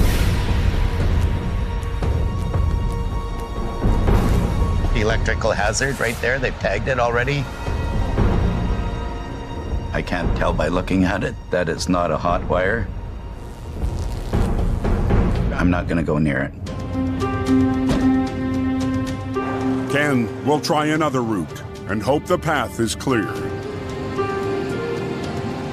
It's a little bit of a drive out to it, but we'll find it.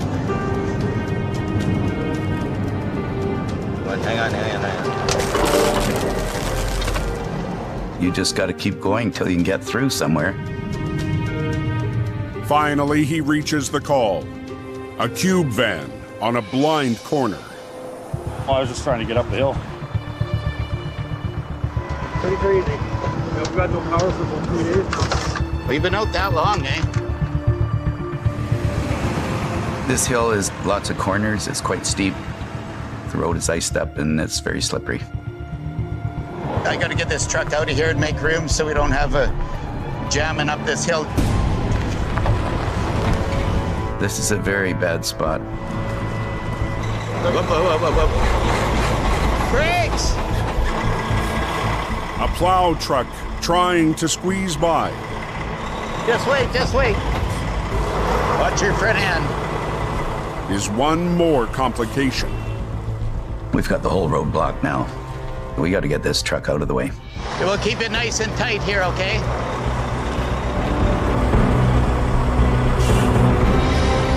Watch yourself. Watch your front end.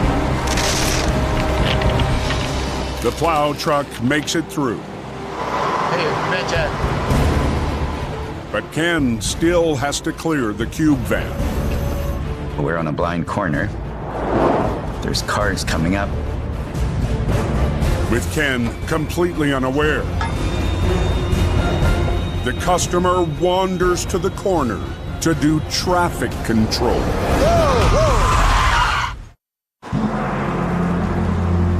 Single lane traffic through there both ways. Still a bit slick out here. On a blind corner in Mission, BC. Whoa! The driver of a stalled truck has a close call as Ken races to tow it off the icy road. Just about had an accident here. He was lucky. He'd come very close to getting run over. Are you in neutral? I am now. Okay, let's get out of here. Up in. Okay, road's clear. Both directions are open now.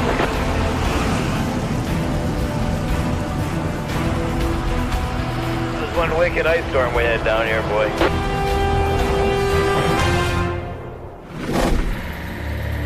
Yeah, she just went. 4 hours into Jamie's delicate airbag recovery, Just went again. the fully loaded wreck is sliding down into the ditch, The whole thing shifted back. bringing the job to a halt. It went this way? Yeah, about 2 inches. The trailer's in a bit of a negative angle in the ditch. It's called a head-down wreck.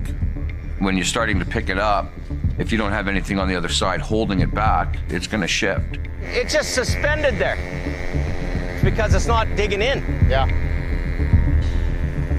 We have to stop it from sliding back down the hill. I want to get lines on this thing. I'm a little worried that the bags are just gonna... Jamie makes the call to get his trucks in position to anchor the wreck as the airbags inflate. I want the wreckers to be on the trailer and the truck.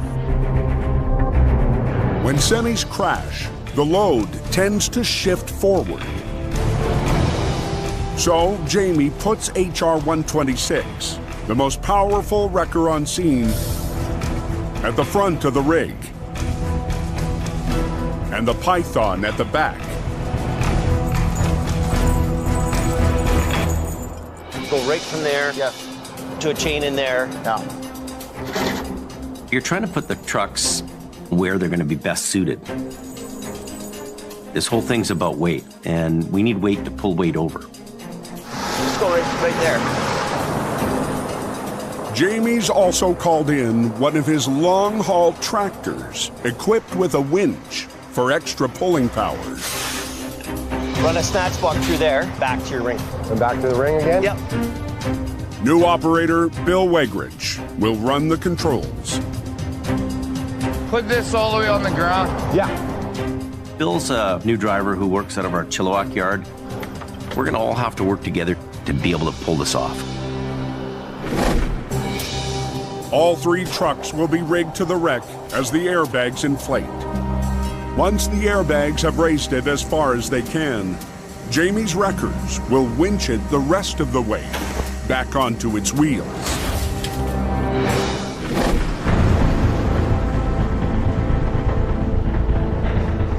That's the last one. I'll go put the bags back on again. For Colin, the timing on this job is especially tough. He's got a flight to catch. I'm heading down to Vegas to go watch my son play some baseball. I mean, a little bit of a baseball phenom.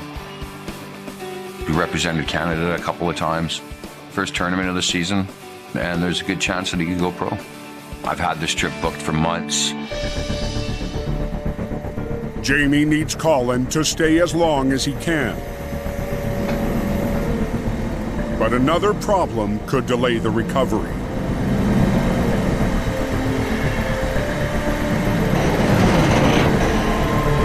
Keep tightening up. The downward angle of the wreck may be too much for the airbags. Paris, just a little bit. It's crucial to the whole job that these bags continue to carry the weight.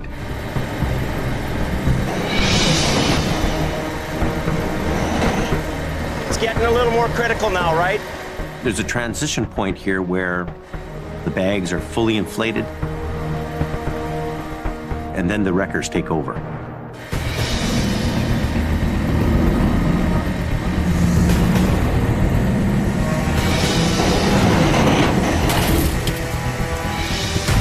Keep tightening up.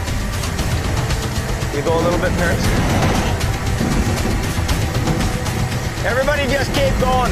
Little bit, little bit. But as the airbags reach full capacity, we're almost at the max here. And Jamie's wreckers begin to take the full weight of the load. We're almost at that critical point, right? I can see.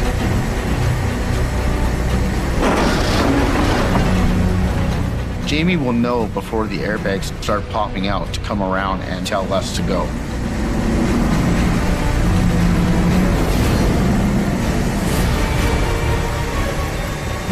Stop, stop.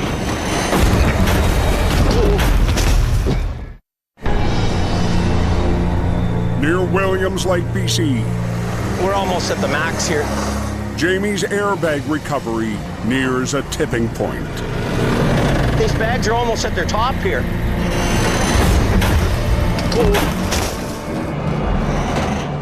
Never been hit with one of them before.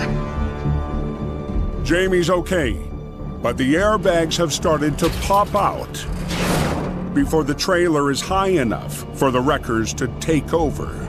We don't have as much arc in the bags as we should have because we're dealing with a head-down slope. We're not getting the height that we need off these bags. With a steep slope limiting how high the bags can lift.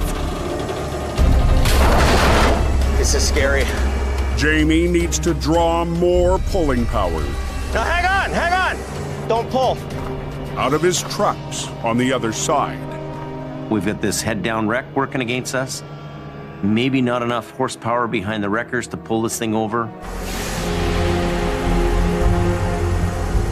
Are you gonna slide backwards? Everything's coming together in one big ball of stress right now. You want me to go to the landing gear? You got another line there? Might just give us that little extra we need.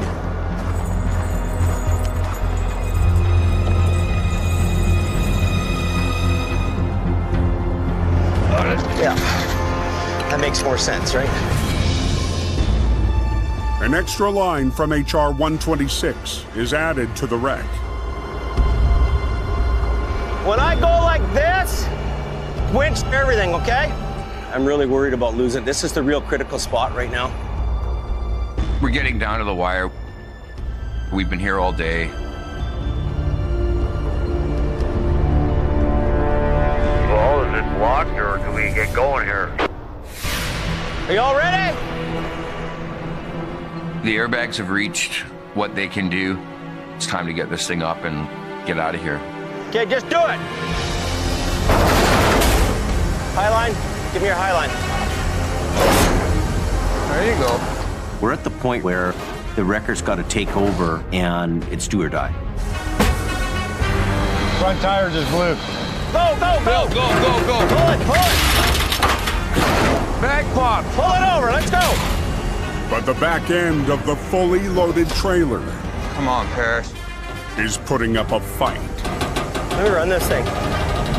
I'm the lightest truck out of the three. No one else is slipping back.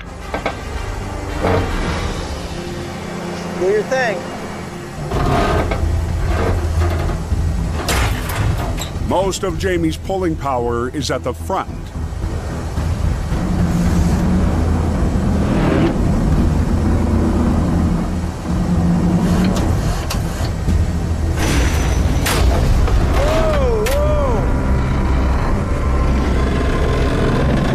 But it's now clear there's big weight at the back.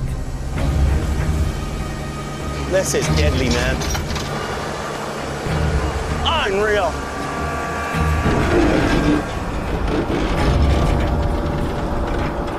I'm not heavy enough. I can feel I'm just dragging back, dragging back, dragging back. The biggest issue we have here is anchorability and gross weight. You know what? Can Bill get around here? Bill, I want you to go beside Paris. Quick as you can, okay? Jamie will reposition the tractor to the back of the wreck to help the Python bring it over. We just need a little more help. Can you put this in the wheels? And then we'll put Bill in here. Hook onto the rear end of the trailer, right alongside with the Python. You need weight. Damn. That should give us enough dead weight to winch this trailer to the ground.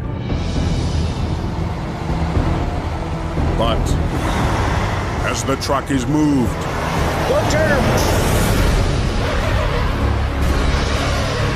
Oh no, Bill just got stuck. Man, this is stupid.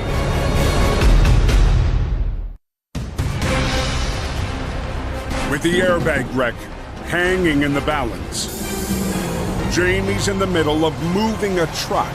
Go, Jerm! Unreal! When disaster strikes. Oh no, Bill just got stuck. Unbelievable! Just sucked me right in. All of a sudden, it's in the ditch. It's not going anywhere. Like, holy, you know?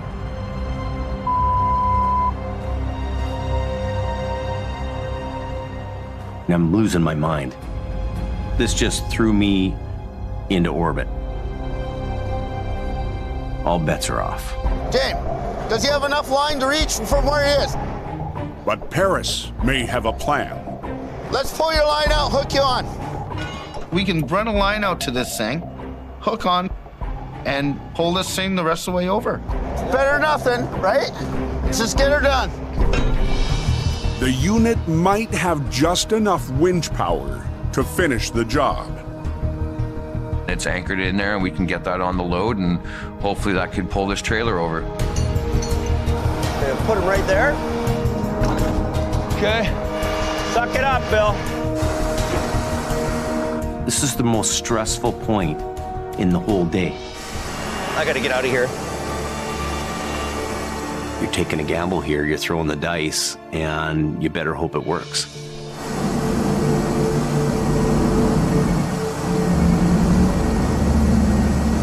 Harris, pull! This is do or die. Do we have enough weight to do it, or don't we?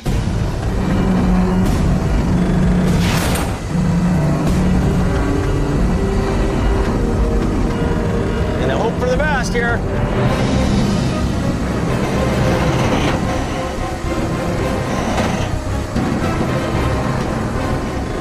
Little bit, eh? Not too much.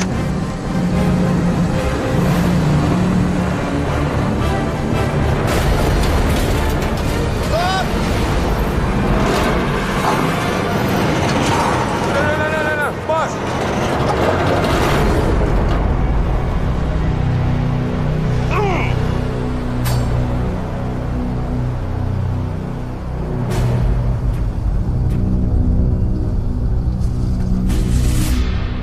And watching that trailer just skid back and go was probably the worst thing I could ever have dealt with in my whole life. Unbelievable.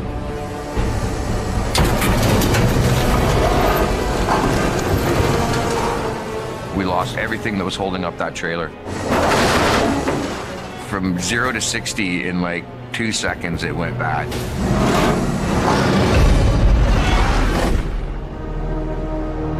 You okay? Yeah, I'm good. That was scary. Thankfully, no one was hurt. Unreal.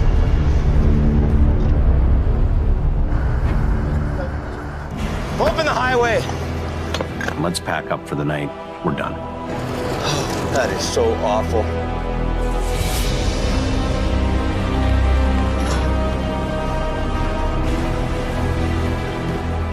But for Jamie, it's not over.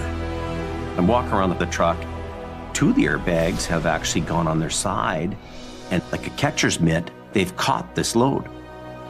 The truck didn't go back right down. That's good.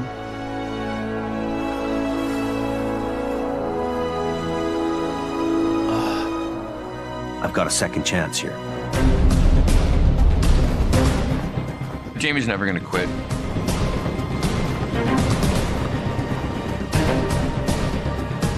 Let's come back tomorrow, hit this thing again, and make it happen. I'm gonna have to get some bigger iron here. We're not walking away. Come hell or high water, we're gonna finish this job.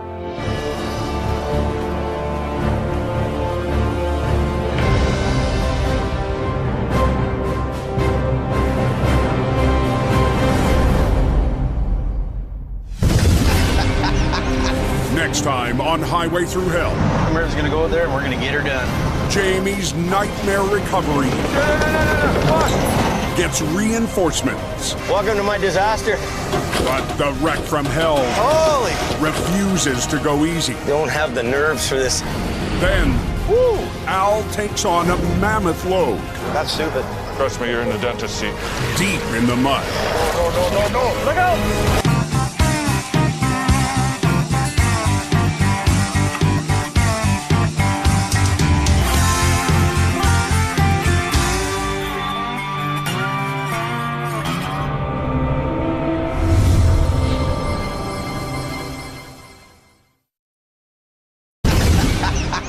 This time on Highway Through Hell. We're just gonna go there and we're gonna get her done. Jamie's nightmare recovery gets reinforcements. Welcome to my disaster. But the wreck from hell refuses to go easy. Don't have the nerves for this. Then, Al takes on a mammoth load. That's stupid. Trust me, you're in the dentist seat. Deep in the mud. No. Look out!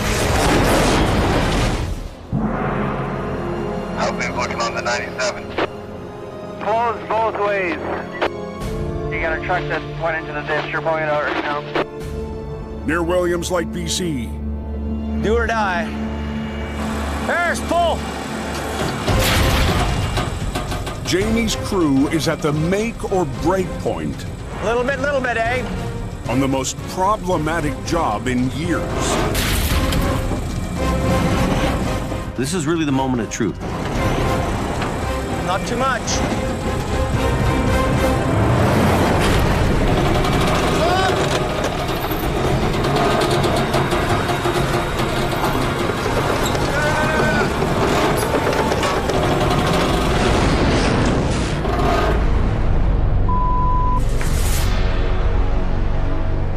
After an all-day battle, the wreck is back to square one.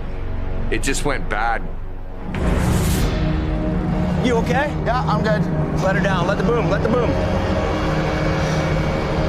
Unreal. Open the highway.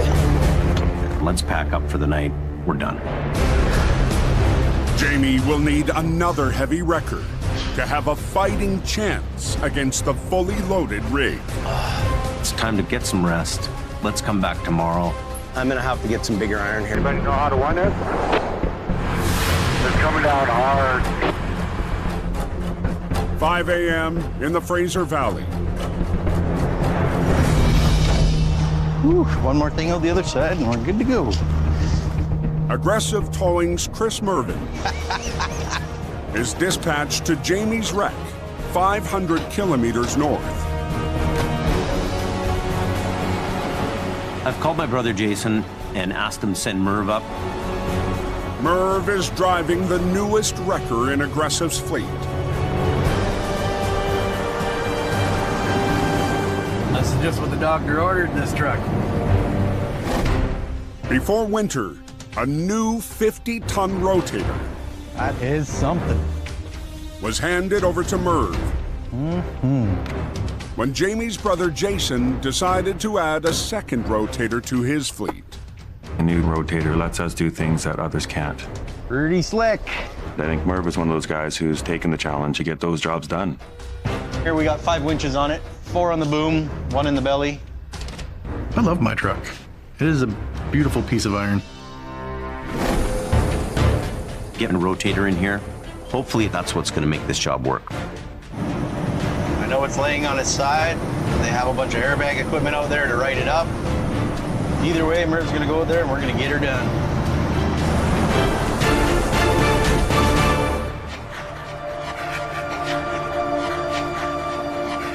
So stop.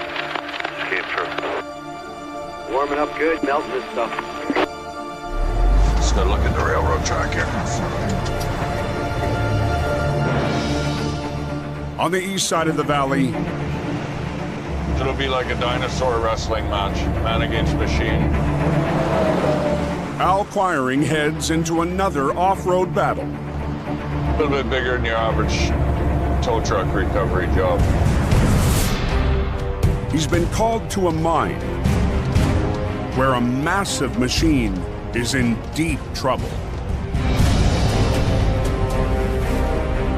It's not something you're just gonna hook on and pull out.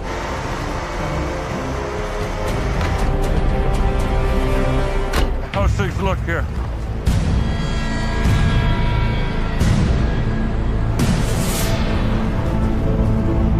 The heavyweight excavator slid down a bank and was swallowed by a mud hole. Now its operator is counting on Al.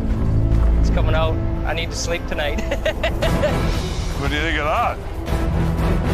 Al's handled tough jobs, but rescuing the 70-ton machine is a tall order.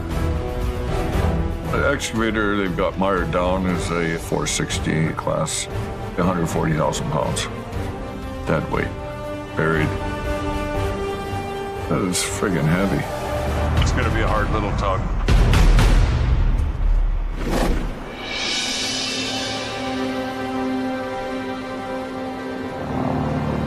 They get that wreck all cleaned up. Nope. Near Williams Lake, I've got a bit of a hurt ego. Jamie arrives back at the wreck that's beaten him down.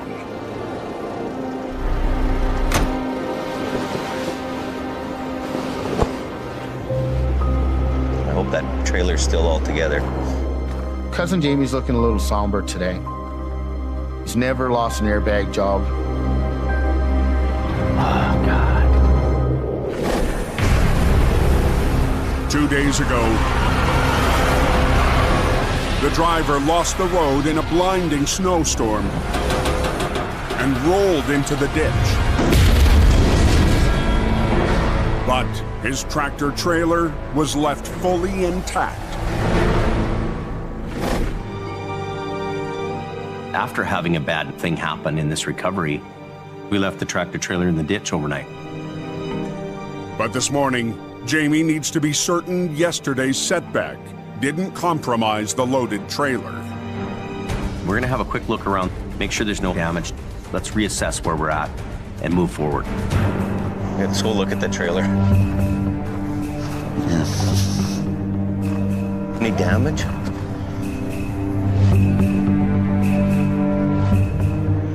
It's pushed out a little bit, but it's still holding together. That's incredible. We're lucky. Jamie has a second shot at recovering this wreck. There's no damage to the trailer. I gotta be able to deliver this thing all intact. I mean, the mirror's not even broken on the truck. We're gonna salvage this situation, then we can keep our word to the customer. I couldn't have all the stars align any better than that. Merv is on his way in the rotator. It happens. We need help sometimes. Everybody needs help. So some days you just get called up on for the extra iron.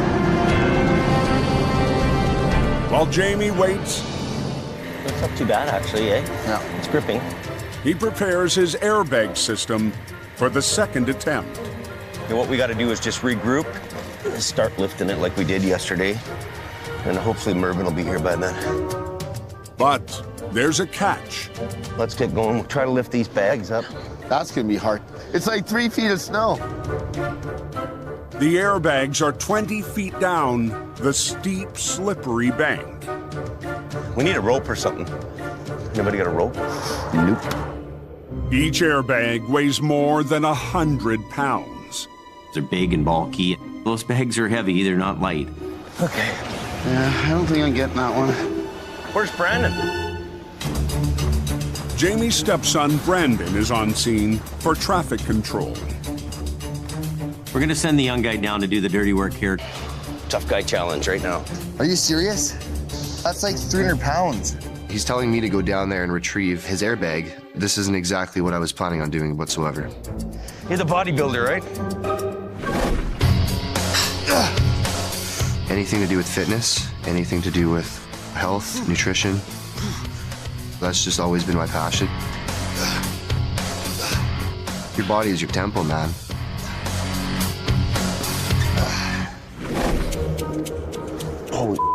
Oh, man.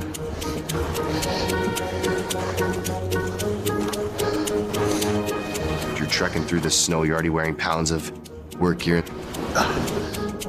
And nothing easy about them things whatsoever. There's no easier way. It's all just the hard way.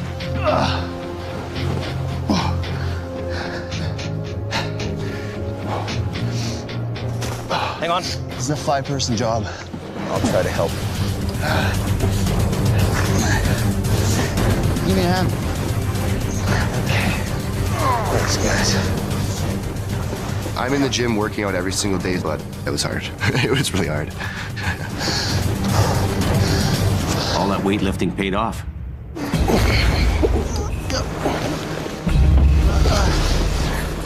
Okay. That was tough, eh? Now the airbags will have to start some heavy lifting on their own. Raising the 64,000-pound tractor trailer off the ground.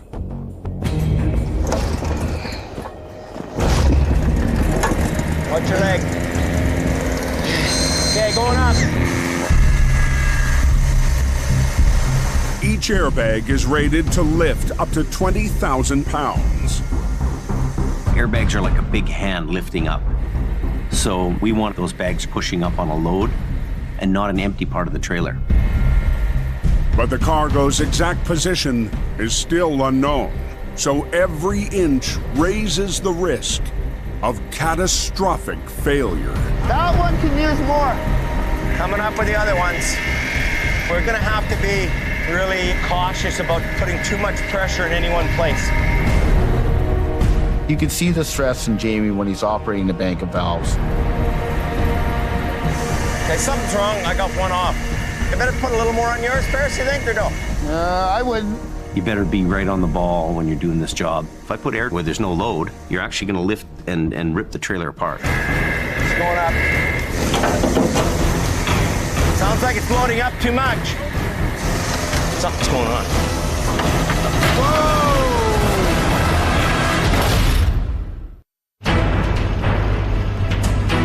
We're gonna need these shackles down here. In BC's Fraser Valley. All right, Len, you're gonna run old reliable, or? Yeah. Al Quiring faces a 140,000-pound excavator trapped in a mud hole.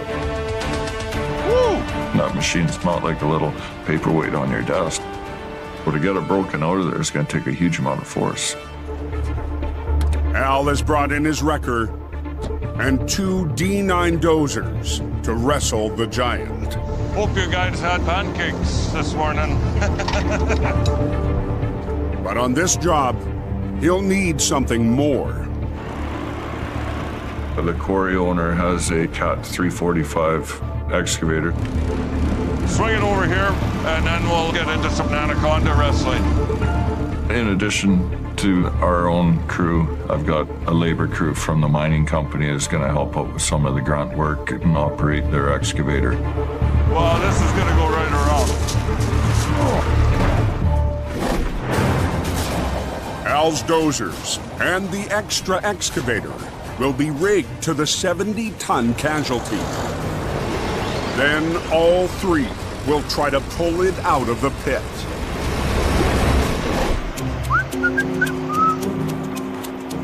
Al's brought a well-used piece of heavy-duty rigging into battle.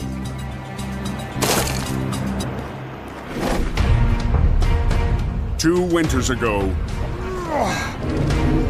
Put the triple hook on her. Al invented the triple hook. Let's go straight ahead. To recover 2 smaller excavators stuck in a bog. Here, let you do the screw in here. The excavator I'm pulling out, and it's quite a bit larger machine than the excavators I pulled out a few years ago. We buckle 3 machines and pull on one central point and put a lot of power to it. Skip her a little bit. I'll back my wrecker in here, throw a block on the line, I'll anchor that.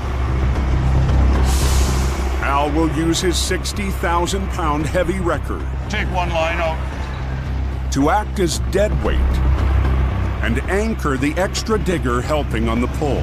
Okay, this will go into the shackle, this will come back to Big Green. Okay. Hopefully we're ready to make this recovery happen. You know what? Expect something to break, really.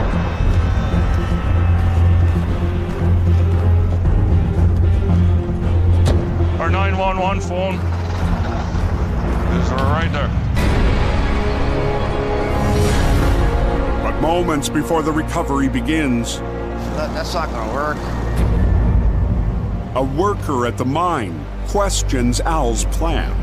How do you think you guys started walking with them? No, we're gonna winch with it. That's stupid.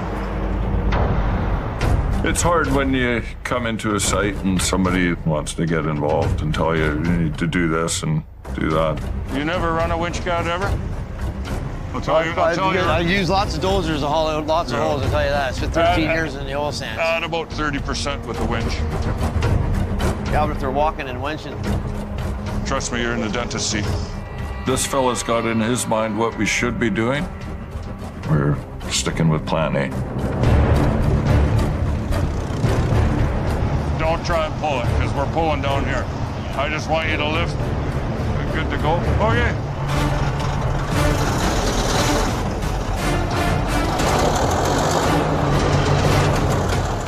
The bigger the weight, the bigger the resistance, the more you have to be on your toes.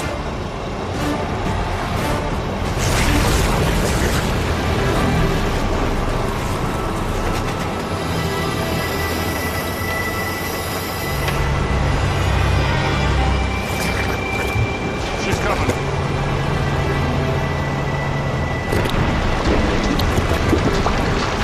Keep going. Whoa!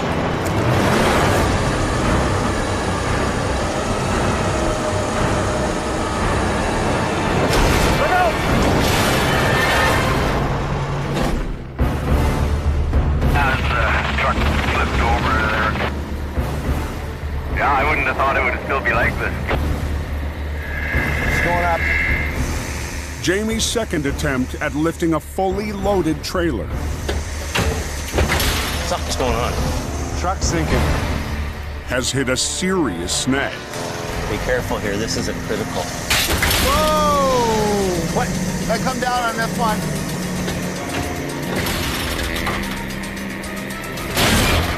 You're almost gonna blow it out. Which one? Right here, down, down. Down on it? Yeah.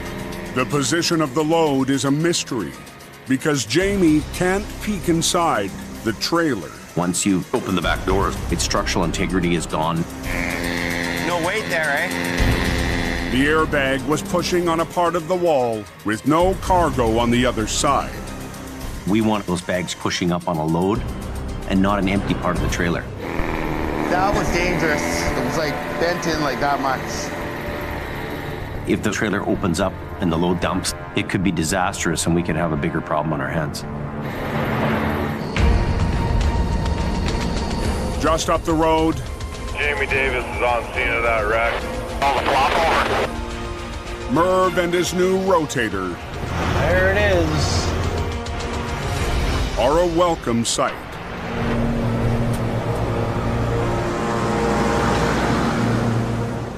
Well, that looks like a truck laying on its side. Merv's gonna give us a hand with this job. Fresh set of eyeballs on this deal, I think will help everybody. That's why they brought the big guns.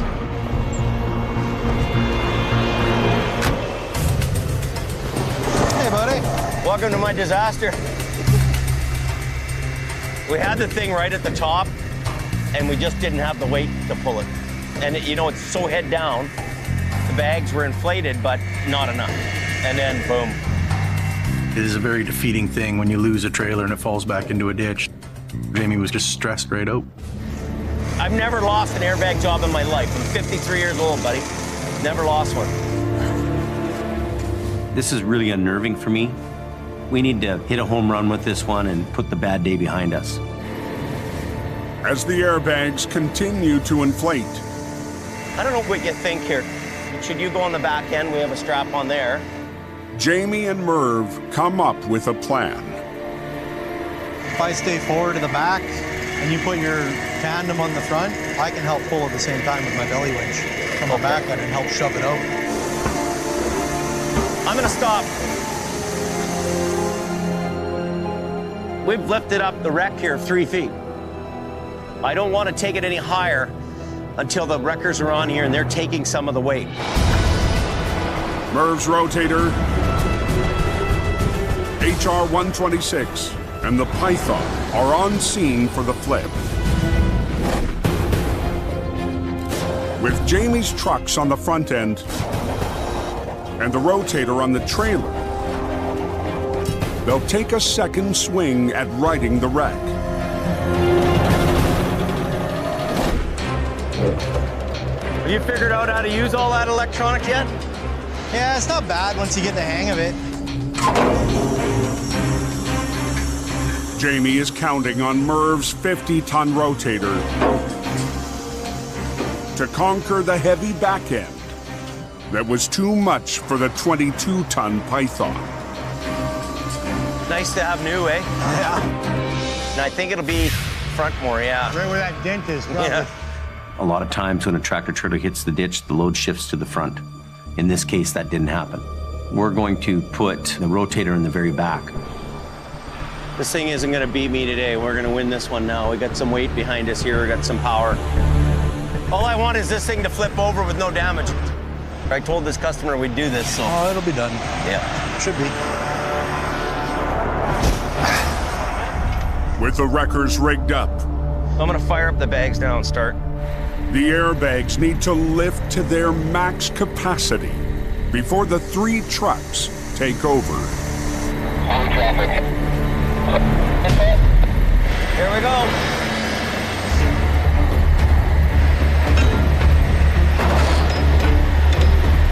Just keep watching. I'll watch it on this end. We're committed. We're in. Well, I'm gambling that I can do this job, but things can go wrong in a minute. But the fragile trailer has spent days in the frozen ditch. The trailer's icy and cold, and the sides of the trailer are very slippery. Bags are getting closer. Like, I need that bag to grip the wall. We leave ice and snow on there, we could have a failure. We need those bags to grip the side of the trailer and to get to their full capacity, their full height. Well, hang on, one might blow out here. One's gonna blow out. Which one? Where? The middle one. It's coming out right now. Ah, you bad bag. Unreal. Wish I never laid eyes on this job. Little more. At the mine. Keep pulling. Keep pulling. She's coming. Al's fight with a 70-ton excavator. Keep going.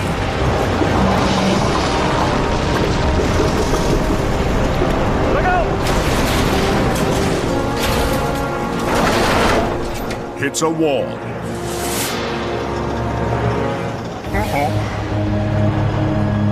So you're pulling along, and then all of a sudden, dig it out a bit.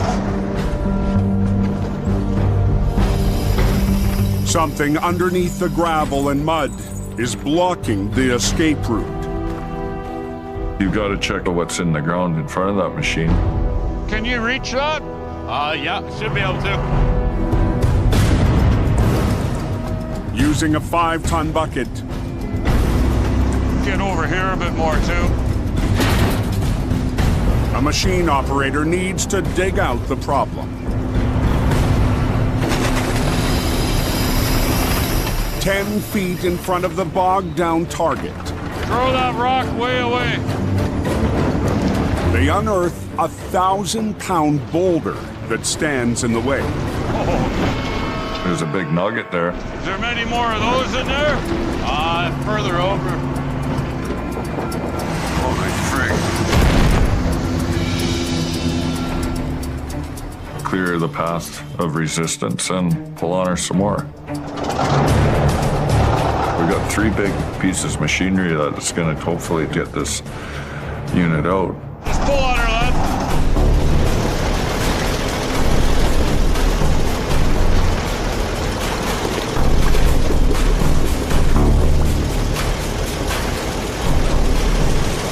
But even with the boulder out of the way, the 140,000-pound machine refuses to budge again. It moves a bit, but now it doesn't want to move anymore. That cylinder's not moving. You need to stop. Being hasty is a tow man's worst nightmare. We're wrecked it. That bucket's is dragging, eh? Whoever's up front, what's going on? Near Williams Lake. You got 3 wreckers clearing the truck out of the ditch there. One's gonna blow out. Which one? Where? Middle one. Ah, you bad bag. Slippery conditions cause an airbag to lose its grip before Jamie and Merv have enough leverage to flip the wreck. When I see the bag pop out prematurely, I'm unnerved. Unreal. Wish I never laid eyes on this job. I was pretty at the end of my wire here. Tell everybody to hold. Okay, stop your airbags. Yeah, you know, a little bit of a scare. We had one bag pop out. Let's set that one back up. Okay. As the temperature drops to -24 Celsius, Jamie's crew needs to de-ice the airbag. We better get the torch on that thing.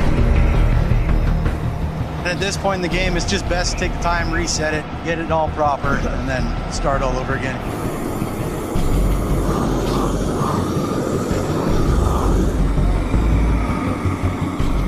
These bags are made out of rubber, so it's a delicate process to melt the ice without damaging the bag. How about the wall?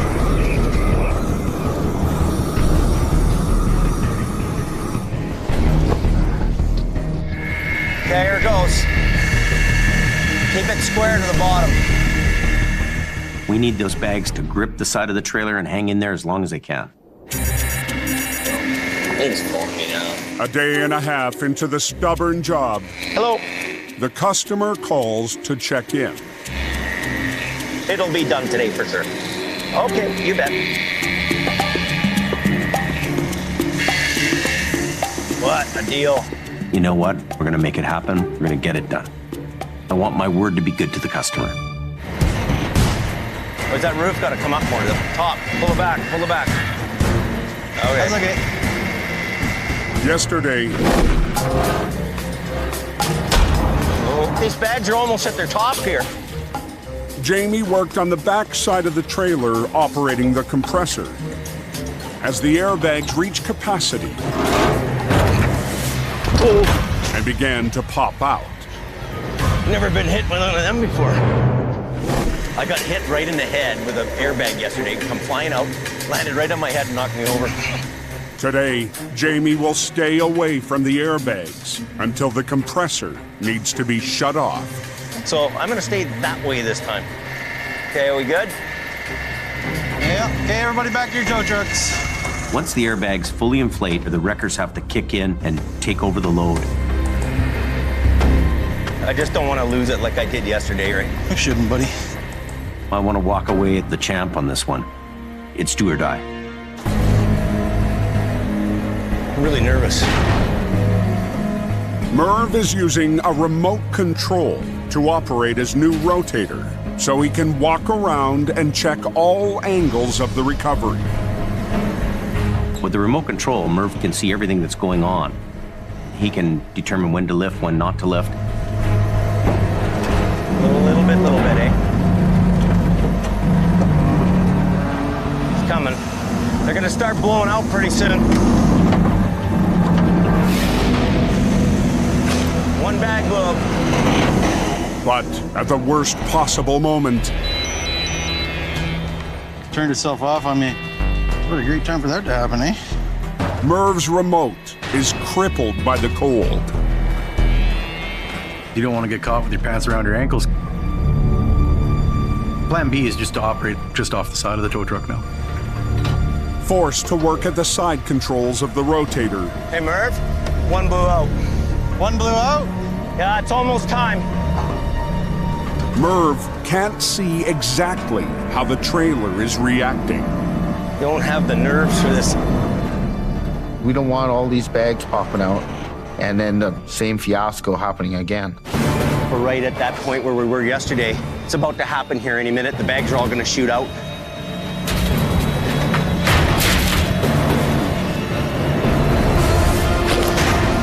Holy, oh no. Stop, stop. Shut down both sides. Near Williams Lake, Y'all pick it up a little bit. It's about to happen here any minute. The bags are all gonna shoot out. It's the moment of truth for Jamie. The bags are fully inflated, and we want to stop the bags from overinflating, so I have to turn the compressor off right now. Holy! Jamie needs to reach the compressor before all the bags pop out.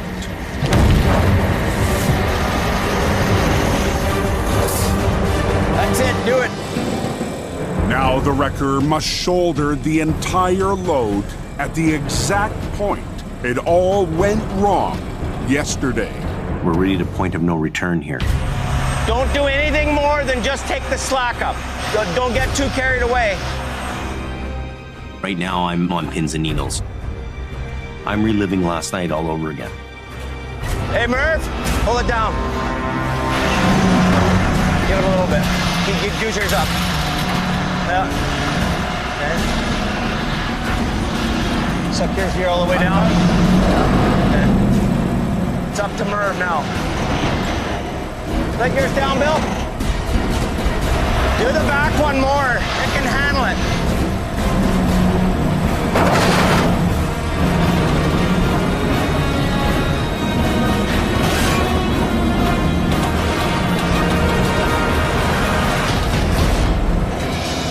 Oh, thank you.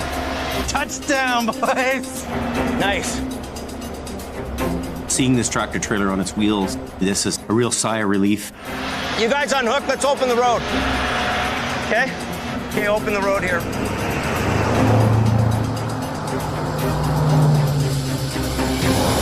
Does anybody know, are they still working to recover this truck? They got one lane open. Nice. Nice job. This is a picture I can send to the customer. Then you get the gratuitous wreck selfies. But this recovery isn't over yet. We still have to get it out of a ditch, and the whole load is up against the trailer. We're upright, that's a great thing, but we're not away here yet. We've still got to winch it out and get it on the roadway. I'm nervous. This could still beat us up. Boom's not moving out. This is dragging with me. At the mine, Got a lot of weight there, man. Your bucket's straight down. Right? I know. You need to put Just it slow in the down, ground slow and dig it, down, right? slow down. I've been doing this 30 I know, years, but okay? I've been at it a long time too. Al's excavator recovery has bogged down again. I assured the customer I'm gonna get that machine out. I want to make sure the job's done right. We're fighting that boom right now. The bucket at the end of the boom arm is seized in the mud, anchoring the 140,000-pound machine down. So we're gonna have to break past that threshold. What we'll do is we'll ratchet strap that drum onto the back of the boom and then open that line up and just let the oil go into the barrel. If the boom arm's hydraulic fluid can be drained, it will release the pressure and should allow the bucket to move. Put the open side up on the very top. Go up on the boom, disconnect the hydraulic cylinder. Oh, I wouldn't want to go for a swim right now. I'm trying not to. Make a couple adjustments and then carry on again. Oh, you wouldn't want to be in front of that. Al will cross his fingers. I'm definitely gonna go home and have a shot of whiskey at the end of the day. And pull on the buried excavator once again. This is a 70-ton machine that's packed in tight. It's gonna take a lot of power to do it. We don't want to get out of control with the units. We don't want to blow the deck apart. To muscle the excavator up the slope. Okay, Leonard! Al's dozers and the mine's extra digger must work as close as possible to the edge of an unstable bank. Blow that apart where you're trying to winch from. It's going to lead to dismay, disheartening, and ultimately failure.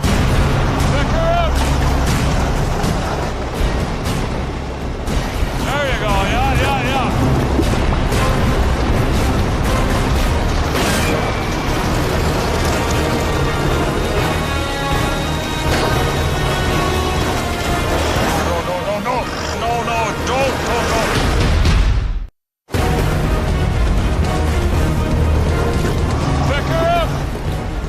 final attempt to save a massive excavator. Has one of his D9 cats creeping close to disaster.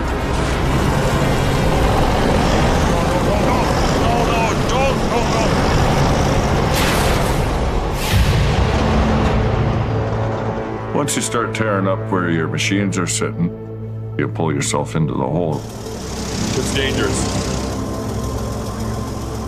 And you got to maintain that anchorability. I go forward.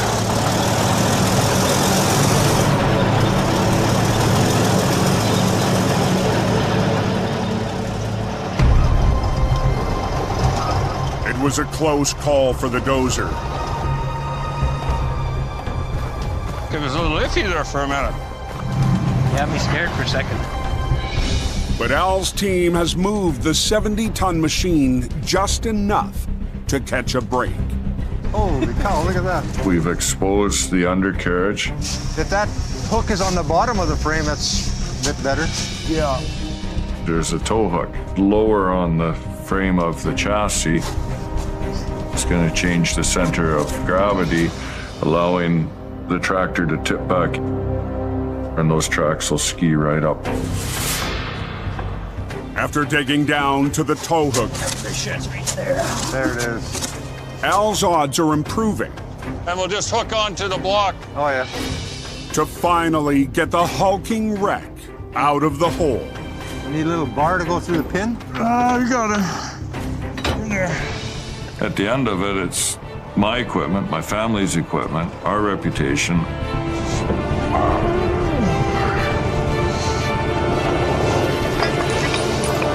Just hook that on and pick her up. Little bit by little bit by little bit, got it pulled out. Okay.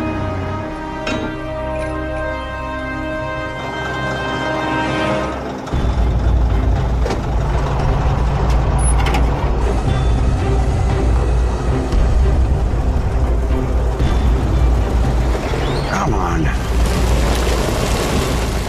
We're starting to see the dirt move as it's starting to come. Good. You're thinking, holy crap, well, it's taking a lot of pull to move that.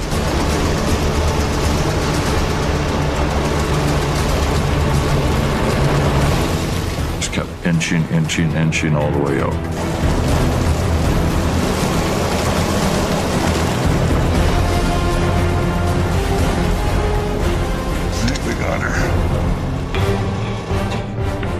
Al's battle with a Goliath What's up?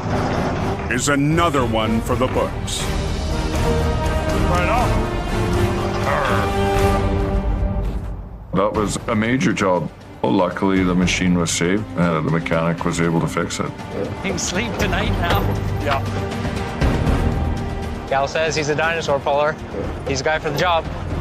I'm happy it's a success. All right, I gotta get peeling out of here, so thanks, Len. I'm glad that job is done, and I'm headed home for dinner. We're out here.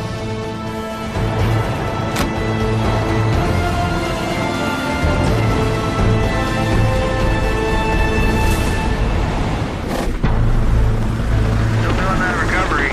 Is everything okay, or what? 2 days into a showdown with a fully loaded semi, A lot of the weight is still on the side of the trailer, and it still has a lean to it. Jamie isn't finished with a fragile wreck. It's out of the ditch, but its cargo is pressed up against a wall. Paper-thin walls, prone to blowing out. This trailer could break apart. Come on back. To keep his word to the customer, Jamie needs to get the rig back onto the road in one piece. Okay, we're ready for closure if you guys are good.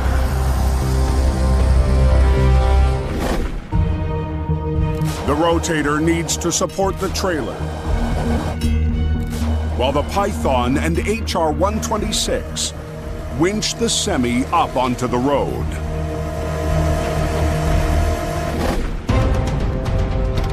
I'll do the steering. Jamie will direct the pull and steer the wreck. It's his final play on his toughest recovery in years. It looks very sketchy. It looks like it could go either way.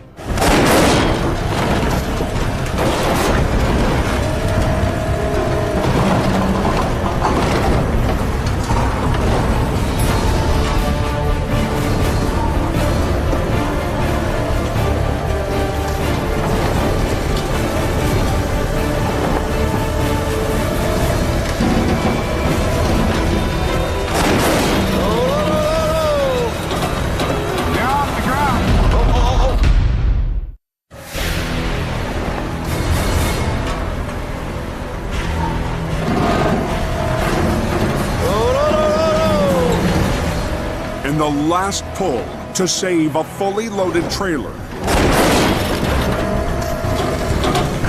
You're off the ground, eh? Jamie's Python wrecker is off its front wheels once again.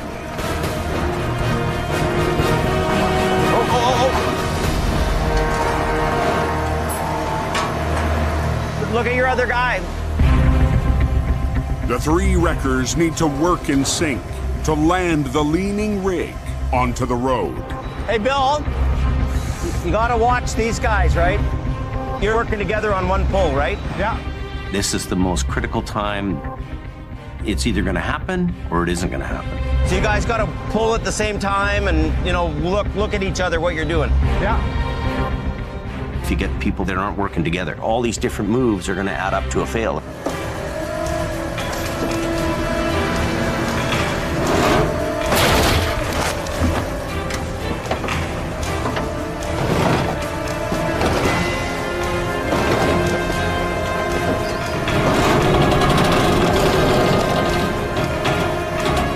Okay, stop there.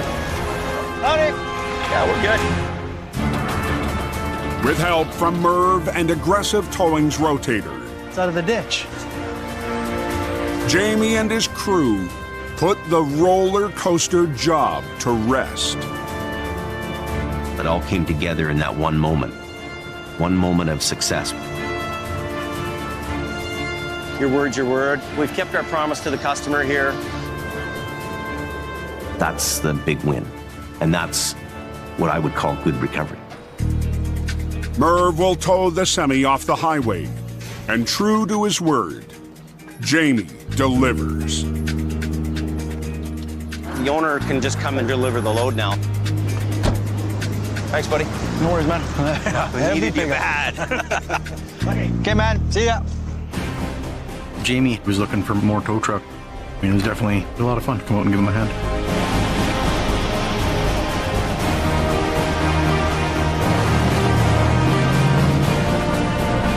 What a sense of joy.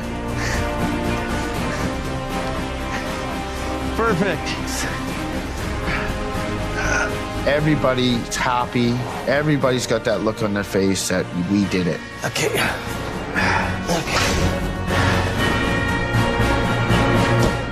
Traffic coming. After 2 brutal days of recovery and having this thing go back down again, we beat it. That's the end of a nightmare for me. Best part about this day for me is I'm not eating crow.